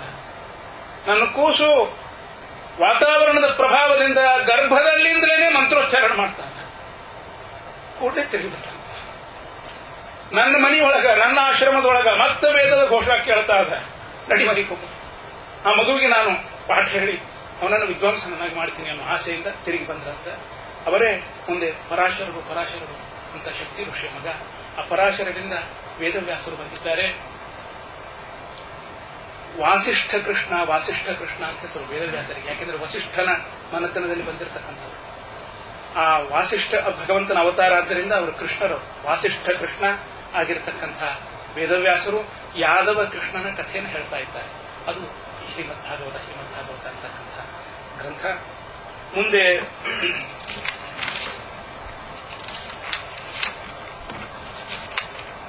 ಯಯಾತಿಯ ಕಥೆ. ಏನ್ರಿ, ಕೃಷ್ಣನ ಕಥೆ ಬಿಟ್ಟು ಅದನ್ನೇ ಶುರು ಮಾಡಿದ್ರಿ? ಯಯಾತಿನ ಹೇಳ್ತಿದ್ದಾನ. ಅನೇಕ ಹೆಂಗಸರನ್ನ ಭೋಗ ಮಾಡಿದವ ಅಂತ ಯಯಾತಿಯ ಪ್ರಸಿದ್ಧಿ. ಭಾಗವತದೊಳಗೆ ಅವನ ಕಥೆ ಯಾಕೆ ಹೇಳ್ಯಾರ, ಮತ್ತದು ಕೃಷ್ಣನ ಕಥೆ ಮೊದಲ ಅಂದ್ರೆ ಅದಕ್ಕೆ ಎರಡು ಕಾರಣ. ಯಯಾತಿ ಕಥೆ ನಾನು ನಿಮ್ಗೆ ಹೇಳೋದಿಲ್ಲ, ಎಲ್ಲರಿಗೂ ಗೊತ್ತಿರತಕ್ಕಂಥ ಕಥೆ. ಕಥೆಯ ಕೊನೆ ಭಾಗದಲ್ಲಿ ನೀತಿ, ಆ ಕಥೆಯಿಂದ ನಾವು ತಿಳಿದುಕೊಳ್ಬೇಕಾಗಿರತಕ್ಕಂಥ ನೀತಿ, ಅದನ್ನು ಮಾತ್ರ ಹೇಳ್ತಾ ಇದ್ದೇನೆ. ಎರಡು ಕಾರಣ ಅಂತ ಹೇಳಿದೆ. ಒಂದು, ಯಯಾತಿಯ ಮನೆಯಲ್ಲಿ ಹುಟ್ಟಿರ್ತಕ್ಕಂಥ ಯದು, ಆ ಯದುವಿನ ವಂಶದಲ್ಲಿ ಬಂದಂಥವ ನಮ್ಮ ಪರಮಾತ್ಮ ಯಾದವ. ಆದ್ದರಿಂದ ಭಗವಂತನ ಕಥೆಗೆ ಹೋಗುವ ಮುಂದೆ ಸ್ಟೆಪಿಂಗ್ ಸ್ಟೋನ್ ಅದು. ಎಲ್ಲರೂ ಭಾಗವತ ಕಥಾಕಾರರು ಯಯಾತಿ ಕಥೆ ಹೇಳಿಕೊಂಡು ಮುಂದೆ ಕೃಷ್ಣನ ಚರಿತ್ರಕ್ಕೆ ಬರ್ತಾರೆ. ಯಾಕಂದ್ರೆ ಯಯಾತಿಯ ಮಗ ಯದು, ಆ ಯದುವಿನ ವಂಶದಲ್ಲಿ ಬಂದಿರತಕ್ಕಂಥವ ನಮ್ಮ ಶ್ರೀಕೃಷ್ಣ ಪರಮಾತ್ಮ ಯಾದವ ಅನ್ನೋದು ಒಂದು ಕಾರಣ. ಎರಡನೇ ಕಾರಣ, ಯಯಾತಿ ಕಥೆ ನಮ್ಮ ಮನುಷ್ಯರಿಗೆ ಬಹಳ ಸಮೀಪಿತ್ರಿ. ಸರ್ಕಾರದ ಕಾನೂನಿನಿಂದಲೋ ಸಾಮಾಜಿಕ ಪದ್ಧತಿಯಿಂದಲೋ ಒಂದೊಂದೇ ವಿವಾಹವಾಗಿ ನಾವೆಲ್ಲ ಬದುಕಿ ಅನೇಕ ಗಂಡಸರು ಕನಸು ಕಾಣ್ತಿರ್ತಾರೆ. ರಾಜ ಮಹಾರಾಜರ ಕಾಲದೊಳಗ ಎಷ್ಟು ಮಾಡ್ಕೋತಿದ್ರಂತಲ್ವಪ್ಪ, ನಮಗೂ ಅನುಕೂಲ ಇದ್ರೆ ಯಥಾಶಕ್ತಿ. ಅದಕ್ಕೆ ಎಲ್ಲರ ಮನಸ್ಸಿನೊಳಗ ಏನು ಈ ಪ್ರಪಂಚವನ್ನ ಅಮಿತವಾಗಿ ಭೋಗಿಸಬೇಕು. ಹೆಂಗಸರಿಗೆ ಆಭರಣದ ಅಪೇಕ್ಷಾ, ಗಂಡಸರಿಗೆ ಹೆಂಗಸಿನ ಅಪೇಕ್ಷಾ. ಇವು ಮನುಷ್ಯನ ಸೃಷ್ಟಿ ಆದಾಗಿನಿಂದ ಕಡತನಕ ಇರುವುದು. ಎಷ್ಟು ಆಭರಣ ತಗೊಂಡ್ರು ಅವ್ರ ಗಂಡಸರಿಗೆ ನೆನಪಿರುದಿಲ್ಲ, ಏನಿಲ್ಲ, ಕೆಳಗಿಟ್ಬಿಡುದು. ಏನ್ರಿ ಎಲ್ಲ ಹೆಂಗಸರಿ ಎಷ್ಟು ಹಾಕೊಂಡ್ ಬರ್ತಾರ, ನಮ್ಗೆ ನೀವೇನು ಕೊಡಿಸೇ ಇಲ್ಲ ಅನ್ಕೊಂಡಿದ್ದು ಹುಚ್ಚೋಗಿ ಮತ್ತೆ ತಗೊಂಡ್ಬರ್ತದೆ. ಆಮೇಲೆ ಮುಂದೆ ನೆನಪಿರುದಿಲ್ಲ, ಏನಿಲ್ಲ. ಏನ್ರಿ 10 ವರ್ಷ ಆತು, ಏನೇನೇನು ಮುಂದಿನ ವರ್ಷನ ಕೊಡಿಸಿರ್ತಾನ. 10 ವರ್ಷ ಆತು, ಏನು ಹೌದೇನಾ ಪಾಪ ಅನ್ನೋ ನನಗೆ ನೆನಪಾಯ್ತಿದ್ದಿಲ್ಲ, ಆ ತಗೊಂಡ್ಬ. ಹಂಗ ಆಭರಣದ ಅಪೇಕ್ಷಾ, ಸ್ತ್ರೀಯರ ಅಪೇಕ್ಷಾ, ಭೋಗಿಸುವ ಅಪೇಕ್ಷಾ, ಇದನ್ನು ಮಾಡ್ತಾ ಬಂದ ಜೀವನದುದ್ದಕ್ಕೂ ಯಯಾತಿ ಮಗನ ಹರೆಯನ್ನ ಕಸಿದುಕೊಂಡು ತಾನು ಸಂಸಾರವನ್ನು ಅನುಭವಿಸಿದ. ಕೊನೆಗೆ ಅವನಿಗೆ ಜ್ಞಾನೋದಯವಾಯಿತು. ಏನದು? ಹವಿಷ ಕೃಷ್ಣ ವರ್ತ್ಮೇವ ಭೂಯ ಏವಾಭಿವರ್ಧತೆ ನ ಜಾತು ಕಾಮಃ ಕಾಮಾನಾಂ ಉಪಭೋಗೇನ ಶಾಮ್ಯತಿ. ದೊಡ್ಡದೊಂದು ಅರಣ್ಯ, ದೊಡ್ಡ ದೊಡ್ಡ ದೊಡ್ಡ ದೊಡ್ಡ ಮರಗಳ. ಅಲ್ಲೇ ನೀವು ಒಂದು ಪೆಟ್ರೋಲಿನ ಟ್ಯಾಂಕ್ ಒಯ್ದು ನಿಲ್ಲಿಸಿ ಉರಿ ಹಚ್ಚಿ ಎಷ್ಟರೇ ಉರಿತದ ನೋಡ್ಬಿಡ್ತೀನಿ, ಕಂಟಿನ್ಯೂಸ್ ಆಗಿ ಅದು ಎಲ್ಲಿ ತನಕ ಉರಿತೀನಿ ಅಲ್ಲಿ ಉರಿತದ, ಅಲ್ಲಿ ತನಕ ನಾ ಪೆಟ್ರೋಲ್ ಸಪ್ಲೈ ಮಾಡ್ತೀನಿ ಅಂತ ಕೂತ್ಕೊಂಡ್ರೆ ಇದರದ ಪರಿಣಾಮ ಏನಾಗುತ್ತೆ? ಕಾಮೋಪಭೋಗೇನ ನಶಾಮ್ಯತಿ. ಮನುಷ್ಯನಲ್ಲಿ ಕಾಮದ ಇಚ್ಛಾ ಅನ್ನತಕ್ಕಂಥದ್ದು, ಅದನ್ನ ಪೂರೈಸಿ ನಾನು ಕಡಿಮೆ ಮಾಡ್ತೀನಿ, ಸಂಪೂರ್ಣ ಅದನ್ನು ತೃಪ್ತಿಗೊಳಿಸ್ತೀನಿ ಅಂತ ಹೊರಟ್ರೆ ಅದು ತುಪ್ಪ ಹಾಕಿ ಅಗ್ನಿ ಶಾಂತ ಮಾಡ್ತೀನಿ ಅಂತ ಹೊರಟು ಹಾಕಿ. ಆದ್ದರಿಂದ ಎಲ್ಲೋ ಒಂದ್ ಕಡೆಗೆ ಮನುಷ್ಯ ಹೇಳ್ಕೊಳ್ಬೇಕು, ಸಾಕಪ್ಪ ಒಂದು ಮಿತಿ ಒಳಗ ಇಂದ್ರಿಯಗಳು ತೃಪ್ತಾಗವ, ಇನ್ನೊಂದು ಜೀವನದ ದಾರಿಯನ್ನು ನೋಡೋಣ, ಮತ್ತೊಂದು ಕಡೆಗೆ ಸಾಧನಾ ಮಾರ್ಗವನ್ನು ಹಿಡಿಯೋಣ ಅಂತಕ್ಕಂಥ ವಿಚಾರವನ್ನು ಮಾಡಬೇಕು. ಇಲ್ಲದೇ ಇದ್ರೆ ಕೊನೆಯ ತನಕ ಪಶುಗಳ ತರಹ, ಪ್ರಾಣಿಗಳ ತರಹ ಬರೀ ಪ್ರಾಪಂಚಿಕ ವಿಷಯಗಳಲ್ಲಿ ಬಿದ್ದು ನಶಿಸ್ತಾ ಇದ್ದಾನೆ ಅಂತಕ್ಕಂಥ ಒಂದು ನೀತಿಯನ್ನ ಯಯಾತಿ ಮಹಾರಾಜನ ಕಥೆಯಿಂದ ನಮಗೆ ಹೇಳ್ತಾ ಇದ್ದಾರೆ. ಮುಂದೆ ಕೃಷ್ಣನ ಜನನ, ಕಂಸನ ವಧೆ ಎಲ್ಲ ಹೇಗಾಯಿತು ಅನ್ನೋದನ್ನ ಸಾಯಂಕಾಲದ ಪ್ರವಚನದಲ್ಲಿ ನೋಡೋಣ. ಸಾಯಂಕಾಲ ಕೃಷ್ಣ ಕಥೆ ಎಂಬುದರಲ್ಲಿ ಬರಬೇಕು. ನಾನು 2 ಗಂಟೆ ಸಾಯಂಕಾಲದ ಪ್ರವಚನ ಮತ್ತು ನಾಳಿನ ಪ್ರವಚನ ಎರಡನ್ನೂ 2 ಗಂಟೆ, ಪ್ರಾಯ ಅದಕ್ಕಿಂತ ಸ್ವಲ್ಪ ಹೆಚ್ಚು ಹೋದ್ರೂ ಹೋದೀತು. ಮಧ್ಯೆ ಒಂದು ವಿರಾಮ ತಗೊಂಡು ಸುಂದರವಾದ ಕೃಷ್ಣನ ಕಥೆಯನ್ನು ಮನಸ್ಸಿಗೆ ಆನಂದ ಕೊಡುವ ರೀತಿಯಲ್ಲಿ ಕೇಳೋಣಂತೆ ಆ ರೀತಿ ಭಗವಂತ ನಮಗೆ ಅನುಗ್ರಹ ಮಾಡಲಿ ಅಂತ ಪ್ರಾರ್ಥನೆ ಮಾಡಿಕೊಂಡು ಅಲ್ಪ ಸೇವೆಯನ್ನು ನಮ್ಮ ಸನ್ನಿಧಾನಕ್ಕೆ ಸಮರ್ಪಿಸುತ್ತೇನೆ.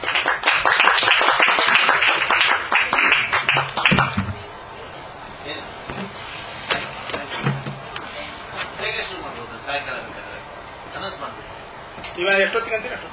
5:30.